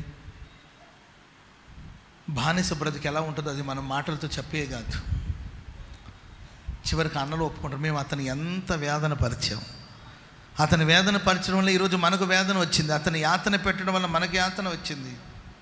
కానీ ప్రియులరా, వేదనలు కానీ యాతనలు కానీ యోసేపుని ఏమీ చేయలేకపోయిందండి. ఆ మార్గం గుండా దాటుకుంటూ వెళ్ళాడు. సంకెళ్ళు అతని కాళ్ళని బాధించింది. ఒకరోజు యోసేపు ఐగుప్తు దేశానికి అధికారిగా మారాడు. సరిగ్గా ఒక 15 సంవత్సరాల క్రితం ఒక పాస్టర్ గారు అండి, ఆయన లేరు కాబట్టి చెప్తున్నాను, చెప్పాలని లేదు కానీ నాలాంటి సిచ్యువేషన్లో ఎవరో ఒకరు ఉంటారు కాబట్టి నేను ఈ మాటలు చెప్తున్నాను. కీడు చేసిన విషయాలు మనం చెప్పకూడదు, కీడుగా మాట్లాడిన దాని గురించి ప్రకటించే అవసరం లేదు. కానీ నాలాంటి స్థితిలో ఎవరైనా ఉంటే వాళ్ళకి ఇది ఊరటని ఇస్తుందని నేను ఈ మాట చెప్తున్నాను. సరిగ్గా ఒక 15 సంవత్సరాల క్రితం నాకు అప్పుడు పెద్దగా లోక జ్ఞానం కూడా లేదు, అండ్ చెప్పాలంటే ప్రియ నాకు వాక్య జ్ఞానం కూడా లేదు, పెద్దగా తెలీదు. నాకు తెలుగు భాష కూడా సరిగా రాదు, నేను నేర్చుకున్న భాష ఇది. సో పర్టికులర్గా నేను పుస్తకాలు పెట్టుకుని నేర్చుకున్నది కాదండి, మాట్లాడుతూ నేర్చుకున్నాను. పర్టికులర్గా ఈ రాసి నేను నేర్చుకోలేదు. తెలుగు కొంచెం కన్నడ తెలుగు నియర్గా ఉంటుంది కాబట్టి సో కొంచెం ఏదో నేను మాట్లాడుతూ నేర్చుకున్నాను. కంప్లీట్గా నాకు తెలుగు భాష అండి, అసలు టచ్చే లేదు, సంబంధమే లేదు. ప్యూర్ కన్నడ, మేము ప్యూర్ కన్నడ. సరే, మేమేది సరిహద్దులో ఉన్నవాడు కూడా కాదు, రాష్ట్ర సరిహద్దులో ఉన్నవాడు కొంచెం తెలుగు భాషలు వస్తాయి, ఎందుకంటే సరిహద్దులో ఉంటాయి. సరే, అట్లా కూడా కాదు, ప్యూర్ కన్నడ మేము మాట్లాడతాం. మా ఫ్యామిలీ అందరూ ప్యూర్ కన్నడ మాట్లాడేవాడు, కన్నడ కుటుంబానికి చెందినవాడు నేను. సో ఏసన్ గారి ద్వారా మేము ఒక మందిరానికి వెళ్ళేవాడు, వాళ్ళ ద్వారా ఏసన్ గారు మాకు పరిచయం అయ్యారు. మేము వెళ్ళే చర్చి కూడా కన్నడ చర్చి. ఆ పాస్టర్ గారికి దైవజనులు ఏసన్ గారు తెలుసు కాబట్టి ఆయన కొంచెం తెలుగు వచ్చు, అంతవరకే. మేము వెళ్ళే చర్చిలో కన్నడ పాటలు పాడేవాళ్ళు, కన్నడ వర్తమానాలు వినేవాడు. గుడాల పండుగ ఎప్పుడైనా ఒకసారి వచ్చినట్టున్నా, ఒకసారి వచ్చాను గుడాల పండుగకి, అది ఒక్కసారి, అంతేగాని తెలుగు అంత కూడా పూర్తిగా తెలీదు. ప్యూర్ కన్నడ మాట్లాడతాం మా ఇంట్లో. మా నాన్నగారు కన్నడ, మా అమ్మగారు వాళ్ళ పూర్వీకులు వచ్చి తమిళనాడుకి చెందిన వాళ్ళు కాబట్టి కొంచెం తమిళ్ మా ఇంట్లో మాట్లాడతారు. మా బంధువులు తమిళ్ కూడా మాట్లాడేవాళ్ళు, మేము మాత్రం కంప్లీట్ కన్నడ మాట్లాడేవాడు. కొంచెం మా అమ్మ వాళ్ళ పూర్వీకులు వాళ్ళందరూ చెన్నై నుండి వలస వచ్చిన వాళ్ళు, తమిళనాడు నుండి వలస వచ్చిన వాళ్ళు కాబట్టి సో వాళ్ళ పూర్వీకులు, వాళ్ళ తాత ముత్తాతలు. సో కొంచెం తమిళ్ తెలుసు మాకు, అంటే మా రిలేటివ్స్లో తమిళ్ మాట్లాడేవాడు. కానీ కుటుంబం నేను చదువుకున్నంత కూడా కన్నడ. సో నాకు పెద్దగా భాష రాదు, పెద్దగా జ్ఞానం లేదు, ఏదో ప్రభు పిలిస్తే సేవకు వచ్చాను. దైవజనుడు ఒకరోజు నన్ను చూసి, ఒక దైవజనుడు ఏదో ఆయనకి ఏమనిపించిందో, కష్టం అనిపించిందో, సరే ఆయన ఏదో నన్ను కోప్పడుతూ నాకు ఒక మాట అన్నాడు. అంటే తొందరపడి మాట్లాడారో లేకపోతే కావాలని అన్నారో నాకు తెలియదు, కానీ మరి ఎవరో కాదు ఈ కుర్రోడు, మనోడు కాదనుకున్నారో లేకపోతే మన భాష కాదనుకున్నాడో లేకపోతే ఏమనుకున్నాడో, కానీ ఒక దైవ సేవకుడు, మన మినిస్టర్ సేవకుడే, ప్రసంగాలు చేసుకుంటున్నారు. నేను పాస్టర్ గారు, మన పాస్టర్ గారు ఉన్నాడేమో, శామ్యుల్ పాస్టర్ గారు, మేము ఎదురు ఉన్నాడా తెలుసు, పాస్టర్ గారు సాక్ష్యం ఆయన ఉన్నాడు, ఎందుకంటే కట్టుకథలు చెప్పను నేను ఆ పాస్టర్ గారు ఇద్దరు అక్కడ ఏదో పని చేసుకుంటున్నాం, గుడాల పండుగ పనులే. అప్పుడు ఆయన వచ్చాడే, ఏరా ఏం చేస్తున్నారా ఇక్కడ అని అడిగాడు, పెద్ద పాస్టర్. నేనుండి అన్న ఏం లేదన్నా వస్తాను, చిన్నపిల్లవాడు నేను అప్పుడు, మాకు మేబీ 21-22 ఇయర్స్ ఉంటుందండి, పెద్ద వయసు ఏం కాదు అప్పుడు, 22-23 ఉండొచ్చు. అన్న లేదన్న పని వస్తున్నాం అని చెప్తే ఆయన ఒక మాట అన్నట్టు, నాటకాలు ఆడుతున్నారా మీరు ఇక్కడ పని చేయడానికి వచ్చారా లేకపోతే నాటకాలు ఆడుతున్నారా, మీరు తమాషాలు పెడుతున్నారా అంటే మేమేదో మాట్లాడుకుంటూ పని చేస్తున్నాం. అంటే వాక్యం అన్నా నేను ఇలా ప్రసంగం చేసినప్పుడు కొత్త కాదండి, ప్రసంగాలు ఏదో మాట్లాడుకుంటున్నాం మేము. ఎరా ప్రసంగాలు చేస్తున్నారా అంటూ ఆయన ఒక మాట అన్నాడు, అయినా నీవు ప్రసంగం చేస్తే ఎవడు వింటాడు రా అన్నాడు. నీవు ప్రసంగం చేస్తే ఎవడు వింటాడు? ఎందుకు వినకూడదు అంటే నేను చేసేది ప్రసంగం కాదంటారా? అప్పటికి నాకు చిన్న సంఘం ఇచ్చారు యేసన్ గారు. అప్పటికి నాకు ఒక చిన్న సంఘం ఉంది, ఒక 30 మంది విశ్వాసులు ఉంటారు. నేను ఒక కాపర్ని, నన్ను కూడా ఆర్డినేషన్ చేశారు పాస్టర్గా. సేవకు వచ్చిన కొత్త నేను, అయినా నాకు కూడా పాస్టర్ ఆర్డినేషన్ జరిగిందండి. ఆర్డినేషన్ అయిందండి. నాకు ఒక చిన్న సంఘం ఉంది, ఒక 30 మంది విశ్వాసులు ఉన్నారు. ఆ పాస్టర్ గారు ఇలా అన్నాడు, అయినా నీవు చెప్తే ఎవడరా వింటాడు ప్రసంగం అని ఈ మాట అనేసాడండి. నాకెందుకు ఆ రోజు చెప్పలేనంత దుఃఖం వచ్చిందండి మనసులో. అసలు ఎందుకు నన్ను ఇంత మాట అనాలి? ఆయన తిట్టొచ్చు, ఒక దెబ్బ వేయొచ్చు, తప్పలేదండి. నడిపించేవాళ్ళు మనల్ని తిట్టినా కొట్టినా అది తైలాభిషేకమే మనకు. కానీ మనస్సుకి వేదన కలిగేటట్లు మాట్లాడకూడదు కదా. నీవు ప్రసంగం చేస్తే ఎవడు విండండం ఏంటి? నాకు ఒక 30 మందిని దైవజనులు యేసన్ గారు దేవుని ద్వారా అప్పచెప్పారు కదా. నేను కూడా వారం వాక్యం చెప్తున్నాను, ప్రతి సాటర్డే వాక్యం చెప్తాను. పెద్ద సుదీర్ఘ ప్రసంగాలు చెప్పకపోయినా నాకు వచ్చి రాని మాటలతో సంఘానికి నేను కూడా ఆహారం పెడుతున్నాను కదా. ఎందుకు ఈ మాట అన్నాడు? అంతేనండి, ఆ మాట అనేసాడు, అలాగే వెళ్ళిపోయాడు ఆయన. నేను నిజంగా చెప్తానండి, ఈ మేబీ ఈ ఏరియా అనుకుంటాను, ఇక్కడే. సో ఇటే ఉండేది అప్పుడు గుడాల పండుగ, ఈ బ్యాక్ సైడ్ అనుకుంటానండి, ఈ రూమ్లోనే దాని బ్యాక్ సైడ్ అనుకుంటున్నాను నేను, పెద్ద దూరం ఏం కాదు. పాత మందిరం ఉండేది అప్పుడు, ఆ పాత చర్చి.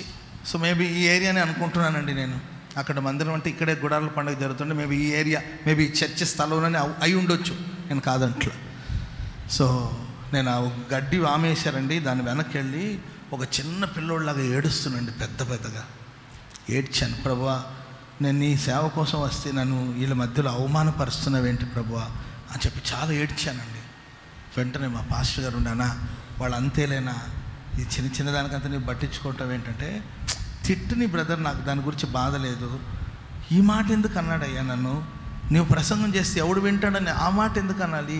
ఏం మనసులో పెట్టుకుని ఇలా అన్నాడు అని చెప్పి నేను చాలా దుఃఖపడ్డానండి. ఆ రోజు నాకు నా మనసులో ఒక యాతన, బాధ కలిగింది, బహుగా రోధించాను. అక్కడున్న 2-3 పాస్టర్లు వచ్చి నా చేతులు పట్టుకుని, తమ్ముడు దీని గురించి ఎందుకు బాధపడతావు, ఏం కాదులే అంటే అన్నాడులే, ఏం కాదులే అని చెప్పేసి వాళ్ళు వెళ్ళారు. కానీ నిజంగానండి ఎక్కుళ్ళు పెట్టి ఏడ్చాను నేను. అసలు చాలాసేపు దుఃఖపడ్డాను.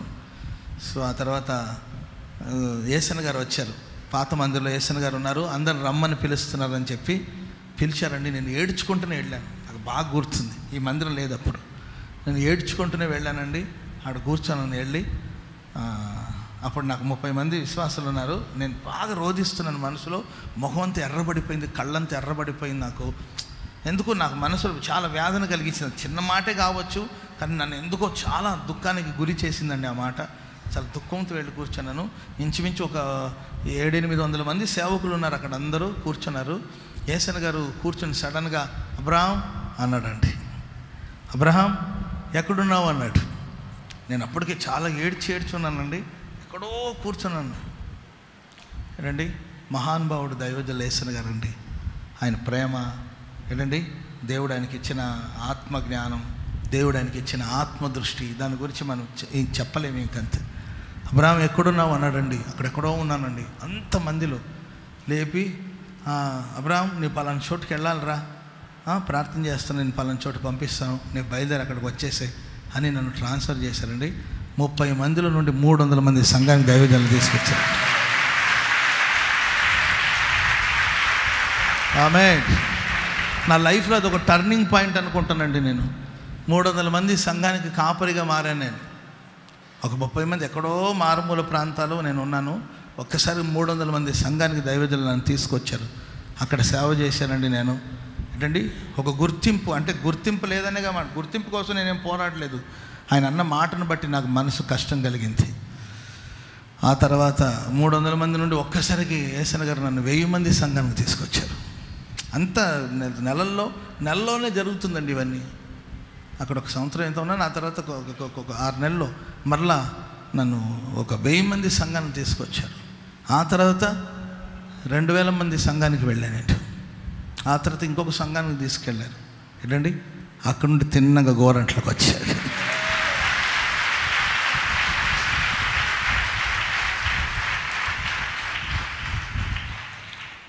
అందుకే నాకు చాలాసార్లు దుఃఖం కలుగుతుంటుంది ప్రజలను చూసినప్పుడు. ఒకప్పుడు ఒక 15 సంవత్సరాల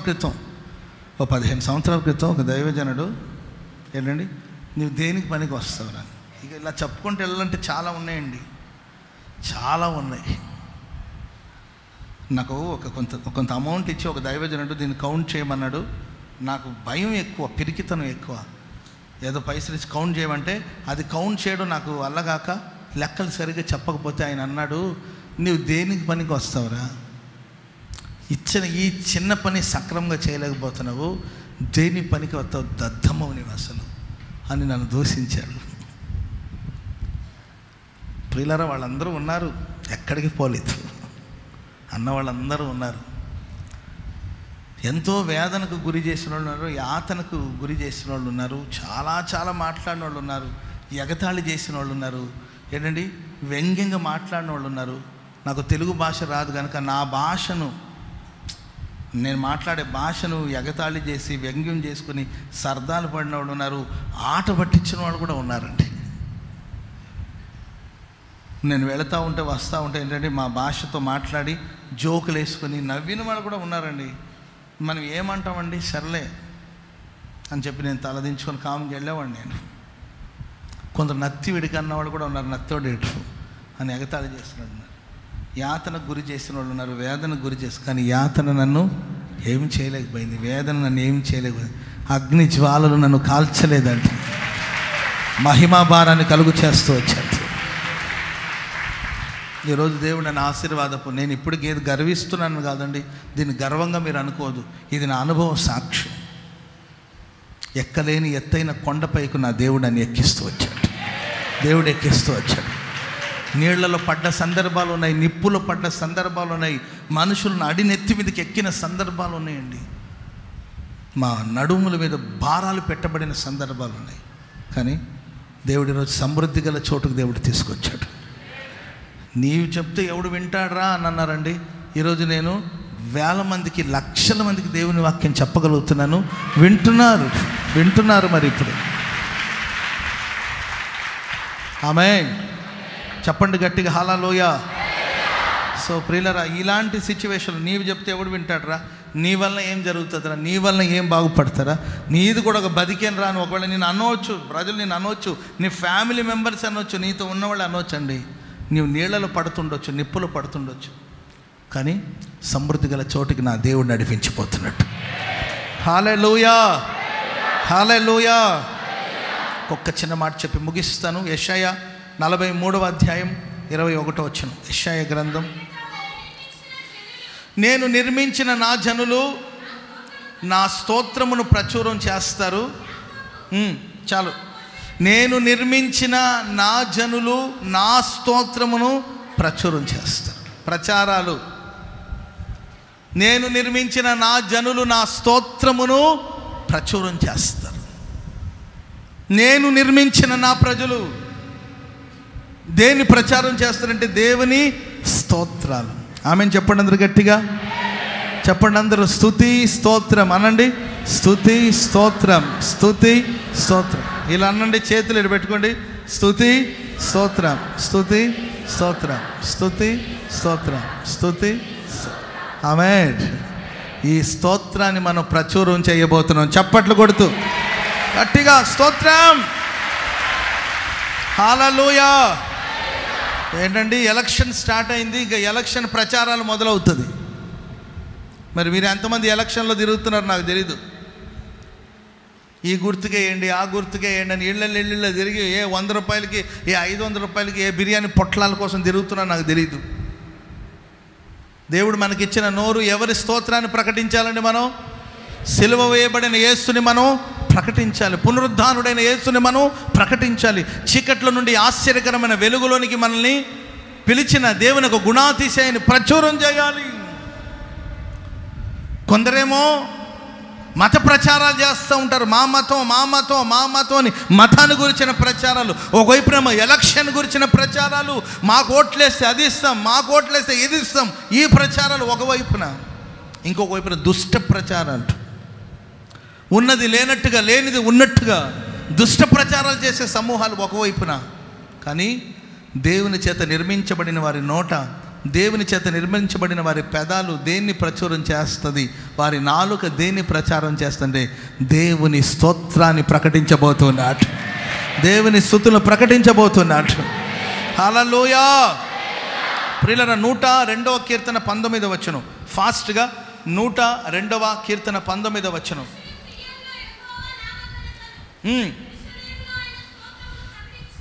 యెరూషలేములో ఆయన స్తోత్రమును ప్రకటించున్నట్లు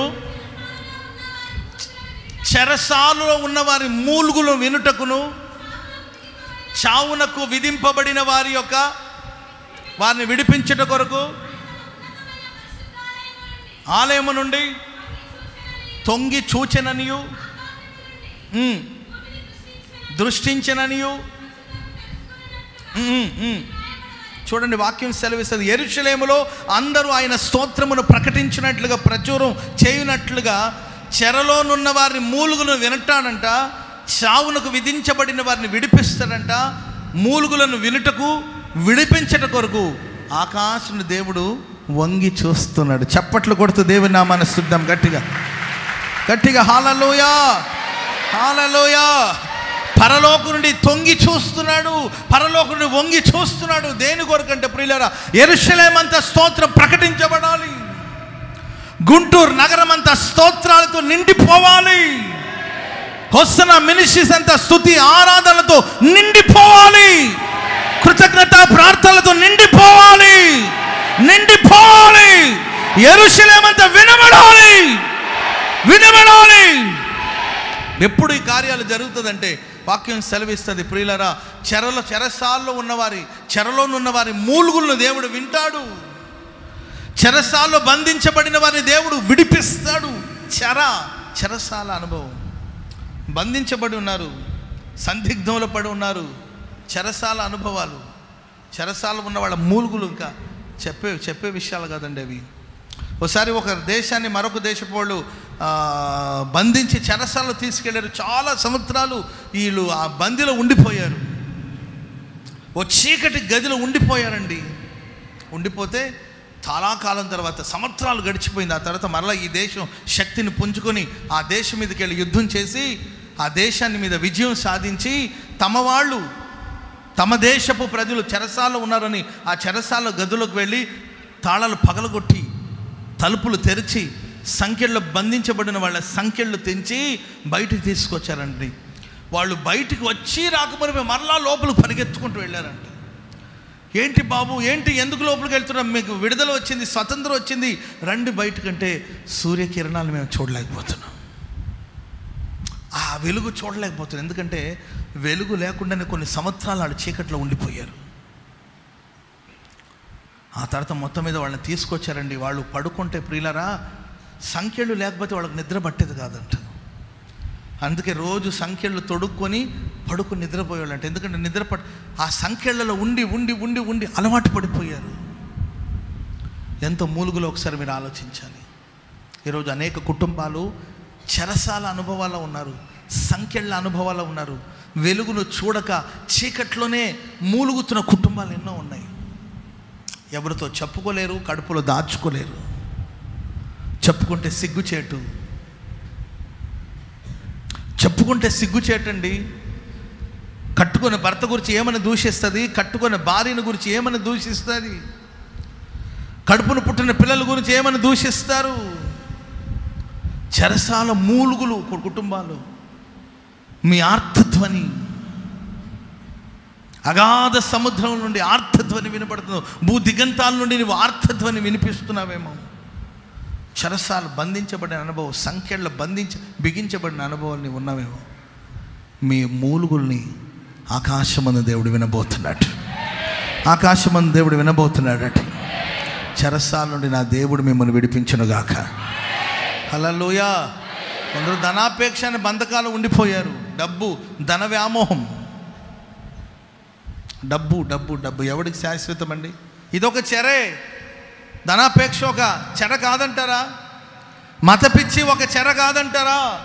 కుల పిచ్చి ఒక చెర కాదంటారా? నా మతమే గొప్ప, నా మతమే గొప్ప. ఏంటండి నీ మతంలో ఉన్న గొప్పతనం? మనిషికి సన్మార్గాన్ని చూపుతుందా నీ మతం? మతం మనిషిని మనిషిగా మారుస్తుందా? మత పిచ్చి, నా మతం నా మతం అని కొందరు, నా కులం అని చెరసాల బంధకాలు ఉండిపోయారు. రాలేకపోతున్నారు. విడిపించేవాళ్ళు ఎవరు లేరు వాళ్ళని. కుల పిచ్చి. 2-3 కలిసి తిరుగుతున్నారు అంటే ఏంట్రా బాబు వీళ్ళకి ఇంత ఫెలోషిప్ అంటే కులం.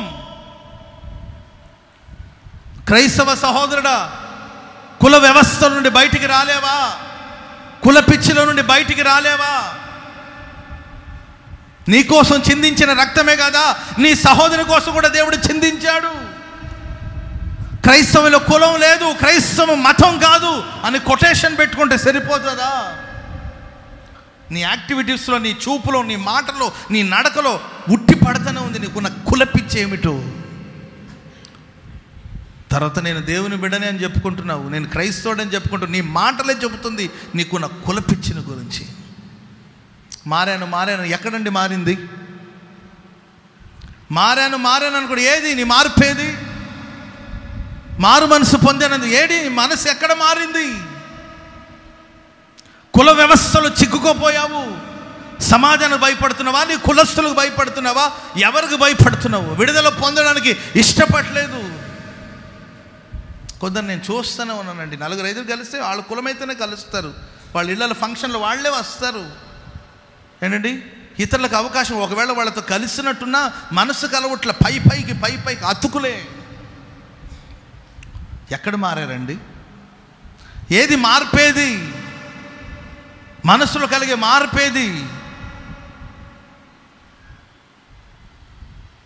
ధనపిచ్చి, ధనాపేక్ష, డబ్బు డబ్బు డబ్బు. ఏది మార్పేది? క్రైస్తవ్యం సిగ్గుపడాలి. ఎవరికి ఏం శాశ్వతం అండి? ఒక రాజు సింహాసనం మీద కూర్చున్నట్టు అది ఆయనకి శాశ్వతమా? ఒక జ్ఞాని వచ్చాడంట, వాడు సింహాసనం మీద కూర్చున్నాడు. రాజు, అయ్యా మీ సత్రంలో నేను ఈరోజు ఇక్కడ నిద్రపోవచ్చా ఈ సత్రంలో అని అడిగాడు. రాజు కోపం వచ్చి, ఏరా ఇది సత్రం కాదురా, ఇది నా అంతఃపురం, ఇది రాజ దర్బారు, ఇది నా ఆస్థానం, దీన్ని వచ్చి సత్రం అంటావేంటి అన్నాడు. అయ్యా నాకు ఇది సత్రంలాగే కనబడుతుంది అన్నాడు. ఎట్టుందిరా? ఒళ్ళు దగ్గర పెట్టుకుని మాట్లాడు. సత్రం ఏంటిది? నా దర్బార్, ఇది నా ఆస్థానం, నా సింహాసనం, నా అంతఃపురం ఇది అంటే, అయ్యా మరి నీ అంతఃపురం, నీ ఆస్థానం, నీ దర్బార్ అట్టనే ఏదో చెప్తున్నావు, కానీ 60 ఏళ్ల క్రితం నేను మరలా ఒకసారి ఇక్కడికి వచ్చాను. 60 ఏళ్ల క్రితం ఇక్కడికి వచ్చాను. అప్పుడు ఒకడు కూర్చొని ఉన్నాడు ఈ సింహాసనం మీద. ఏంటండి 60 ఏళ్ల క్రితం వచ్చిన ఒకడు కూర్చొని ఉన్నాడు సింహాసనం. 60 ఏళ్ల క్రితం వచ్చాను. అప్పుడు కూడా నేను ఇదే ప్రశ్న అడిగాను, అయ్యా ఈ సత్రంలో ఈ పూట ఉండి వెళ్తానంటే, సత్రం అనం ఎవరిదిరా సత్రం? ఇది నా దర్బార్, నా ఆస్థానం అన్నాడు. తర్వాత నన్ను తరుముకున్నాడు, నేను వెళ్ళిపోయాను. 30 ఏళ్ల క్రితం మరలా వచ్చా. 60 ఏళ్ళకి ఒకసారి వచ్చాను. ఆ తర్వాత 30 years అయిన తర్వాత 30 ఏళ్ల క్రితం మరలా వచ్చాను. అప్పుడు నా దర్బారాన్ని కూర్చొని వాడు లేడు అక్కడ, ఇంకొకడు కూర్చొని ఉన్నాడు. అప్పుడు వాడిని కూడా అడిగాను, అయ్యా నీ సత్రంలో నేను ఉండొచ్చా అని అడిగాను. ఆడు కూడా సేమ్ డైలాగే చెప్పాడు, రే నీకు సత్రంలా కనబడుతుందా అటు అన్నాడు. ఆడు కూడా నన్ను తరుముకున్నాడు. సో అప్పుడు కూడా వెళ్ళిపోయాను. ఇప్పుడు 3వ సారి వచ్చాను, వాడు లేడు, నీవు ఉన్నావు. 60 ఏళ్ళ క్రితం ఉన్నది వాళ్ళ తాత, 30 ఏళ్ళ క్రితం ఉన్నది వాళ్ళ నాన్న, ఇప్పుడు ఉండేది ఆయన. అర్థమైందండి? ఇప్పుడు నీవు కూడా అదే డైలాగ్ చెప్తున్నావు. వెళ్ళి ఒకవేళ దేవుడు నాకు ఆయుష్ ఇస్తే మరలా వస్తాను, అప్పుడు నీవు ఉంటావో లేదో తెలీదు. మీరు కూర్చున్న కూర్చీలే మీకు సొంతం కాదు, మీరు పడుకున్న పరుపులే మీ సొంతం కాదు. అటున్నప్పుడు నాది అని ఎలా అనగలుగుతావయ్యా? సత్రమే కదా, ఒకరు వెళ్ళిన తర్వాత ఇంకొకరు వచ్చిపోతూ ఉంటారు. ఎవరికి అది శాశ్వతంగా? జీవితం ఒక సత్రం అండి. ఎవరికి ఏం శాశ్వతం చెప్పండి? ఆ రాజుగారికి ఏం అర్థం కాలేదండి. 60 ఏళ్ల క్రితం వాళ్ళ తాత ఉన్నాడు, 30 ఏళ్ల క్రితం వాళ్ళ నాన్న ఉన్నాడు, ఇప్పుడు ఈయనున్నాడు, ఇంకొక 20 ఏళ్ళ తర్వాత వీళ్ళు కొడుకు వస్తాడు. ఈయనేమవుతాడో తెలియదు. శాశ్వతమా? రాజ్యాలు శాశ్వతమా? మనకున్న డబ్బు శాశ్వతమా? మనకున్న పదవి శాశ్వతమా? ఎంతో వేదంతో ఆయన తన గదిలోనికి వెళ్ళాడండి. వెంటనే రాజుకి జ్ఞానోదయం కలిగిందంట. నిజమే కదా, ఏది శాశ్వతం? నాది నాది నాది అనుకుంది, ఏది శాశ్వతం కాదు. చెరలో ఉంటున్నారండి. భ్రమ. ఎండమావులు కనబడుతుంటుందండి, అమ్మో నీళ్లు ఉన్నట్లు మనం పరిగెత్తితే అక్కడ ఏమి ఉండదు. భ్రమలో బ్రతుకుతున్నాయి. కులంలో ఏమీ లేవండి, మతంలో కూడా ఏమీ లేవు. మంచితనంలో ఉందండి, అన్ని మంచితనంలోనే ఉంది. చెరల నుండి బయటికి రావాలి. దేవుడు మనల్ని తొంగి చూస్తున్నాడు, విడిపిస్తాడు మనల్ని. నోటి నిండా స్తోత్ర రూపమగు కీర్తన దేవుడు పుట్టించబోతున్నాడు. దేవునికి స్తోత్రం. హల్లెలూయా. చెప్పండి గట్టిగా, హల్లెలూయా, హల్లెలూయా. దేనికి బానిసలు అవ్వద్దు, దేని చెరలో ఉండొద్దు. మీరు దేవుని స్తుతించండి. దేనికి బానిసలు? ఈవెన్ ఫుడ్ కూడా, భోజనాన్ని కూడా మీరు బానిసలు కాకూడదు. దేనికి బానిసలు అవ్వద్దు. నేను అన్నాను కదండి, వద్దంటే వద్దంతే. వద్దని మీరు అనుకున్నారు, వద్దన్నట్టుగానే ఉండండి. మీ మాట అవునంటే అవును, కాదంటే కాదు. ఇది నేను చేయను అంతే. చేయను అంటుంటావు. వద్దు వద్దు వద్దు లడ్డు లడ్డు లడ్డు వద్దు వద్దు లడ్డు లడ్డు అంటుంటే అర్థమైందండి? మారండి. దేనికి బానిసలు అవ్వద్దు. మీ ఆరోగ్యాన్ని బాగా చూసుకోండి, క్షేమంగా బ్రతకండి, నెమ్మదిగా బ్రతకండి. చెరలో ఉన్న మీ మూలుగును ప్రభు వినడానికి వచ్చాడు. చెరసాల నుండి మిమ్మల్ని విడిపించడానికి ప్రభు వచ్చాడు. మీ నోటి నిండా స్తోత్ర కీర్తన దేవుడు పుట్టించబోతున్నాడు. ఆమేన్. హల్లెలూయా. మనల్ని నిర్మించింది ఎవరండి? చెప్పాలి. ఎవరు మనల్ని నిర్మించింది? ఆయనే మనల్ని నిర్మించాడు, ఆయనే మనల్ని సృష్టించాడు. దయచేసి అందరూ లేచి నిలబడండి, ప్రార్థన చేసుకోబోతున్నాం. ప్రేమాస్వరూపి, కృపాసత్య సంపూర్ణుడైన ప్రభువా, పరిశుద్ధ పుణ్యనామాన్ని బట్టి స్తోత్రం చెల్లిస్తున్నాం. మీరు మా మధ్యలోనికి దిగి వచ్చినందుకే మీకు కృతజ్ఞతాస్తుతులు చెల్లిస్తున్నాం. 2019 సంవత్సరాన ఈ మొదటి ఆదివారపు ఆరాధనలో మీరు మా మధ్యలోనికి దిగి వచ్చి మమ్మను ఊరడించి మాటల చేత, ఆదరించి మాటల చేత, అలసిన మా ప్రాణాన్ని మీరు తెప్పరిలా చేసినందుకు ఈ స్తోత్రం చెల్లిస్తున్నాం. కృంగిన మమ్మను నింగికెత్తినందుకు ఈ స్తోత్రం చెల్లిస్తున్నాం. తండ్రి, నీవే మమ్మను నిర్మించిన దేవుడు. తల్లి గర్భములో నుండి నీవు మమ్మల్ని నిర్మించడం మొదలెట్టారు ప్రభువా. మీరు మమ్మల్ని నిర్మిస్తూ వచ్చినందుకే స్తోత్రం చెల్లిస్తాం. నీ పోలికగా మమ్మల్ని మార్చుచున్నందుకే స్తోత్రం. మీ స్వరూప దర్శనం చేత తృప్తిపరచుచున్నందుకే స్తోత్రం వేస్తాం. దేవా ప్రభువా, మమ్మల్ని నిర్మించిన నీవు మమ్మల్ని దర్శించడానికి వచ్చావు. భూమిని దర్శించి దానికి మహదైశ్వర్యమును దయచేసింది. మీ మహదైశ్వర్యమును, మీ దయా కిరీటాన్ని అనుగ్రహించండి. అందరూ సంతోషించినట్లుగా, అందరూ గానం చేసేటట్లుగా ఘనకార్యాలు మీరు జరిగించమని వేడుకుంటున్నాను. మేము జలముల మీద పడి వెళ్ళినప్పుడు, అగ్ని మధ్యలో నడిచినప్పుడు, జలములు మమ్మను ముంచకుండా, అగ్ని మమ్మను కాల్చకుండా, భక్తిహీనులు వరద పొరల వలె మా మీద పొంగి పొరలుతుండగా జలరాశుల నుండి మీరు మమ్మల్ని పైకెత్తినందుకు ఈ స్తోత్రం చెల్లిస్తున్నా ప్రభు. మీ ఘనకార్యాల కొరకు స్తోత్రం వేస్తాయి. స్తోత్రం తండ్రి. అవి భయాలైనా, అవి యాతనలైనా, అవి వేదనలైనా అగ్ని పరీక్షలో నిలిచి మెప్పు, మహిమ, ఘనతను పొందడానికి సహాయం చేయమని ప్రార్థించుచున్నాము ప్రభువా. సర్వోన్నతుడా, నీవు సహాయం చేయమని వేడుకుంటున్నాము. నీ బిడ్డలు ఎందరో చెరలో ఉన్నారయ్యా, చావునకు విధింపబడిన వారుగా ఉన్నారయ్యా. వారిని మీరు విడిపించడానికి కొరకు దిగి వచ్చినందుకై స్తోత్రం తండ్రి. వారి మూలుగులు మీరు వింటున్నందుకై స్తోత్రం చెల్లిస్తున్నాం. నీ చేత నిర్మించబడిన నీ ప్రజలు నీ స్తోత్రమును ప్రచురం చేయనట్లుగా ఘనకార్యాలు చేయమని వేడుకుంటూ అభయహస్తాన్ని ఎల్లప్పుడూ మాకు తోడుగా ఉంచండి. చల్లని చూపుతో మమ్మల్ని చూడండి ప్రభువా. నెమ్మదిగా మమ్మల్ని నడిపించండి ప్రభువా. సమాధానంగా సదాకాలం మీరు మమ్మల్ని నడిపించే దేవుడు స్వామి. సియోని యొక్క ప్రకాశం అందరి మీద ప్రకాశింప చేయమని వేడుకుంటున్నాను. మీ ప్రకాశం మా మీద నిలిచి ఉండాలి. నీ మహిమ మా మీద నిలిచి ఉండాలి. నీ తేజస్సు మా మీద నిలిచి ఉండాలి. కార్యాలు చేసి కృప చూపుమని మీ చేతిలో సమర్పించుకుంటూ మీ మాటలు ఏమాత్రం వ్యర్థమైపోకుండా మా గుండెలో దాచి నీరు కట్టి ఫలింపచేసి ఆశీర్వదించమని మీ చేతులు సమర్పించుకుంటూ యేసు నామమున ప్రార్థించి అడిగి వేడుకుంటున్నాం తండ్రి. ఆమేన్, ఆమేన్, ఆమేన్, ఆమేన్. అందరికీ వందనాలు, స్తోత్రాలు.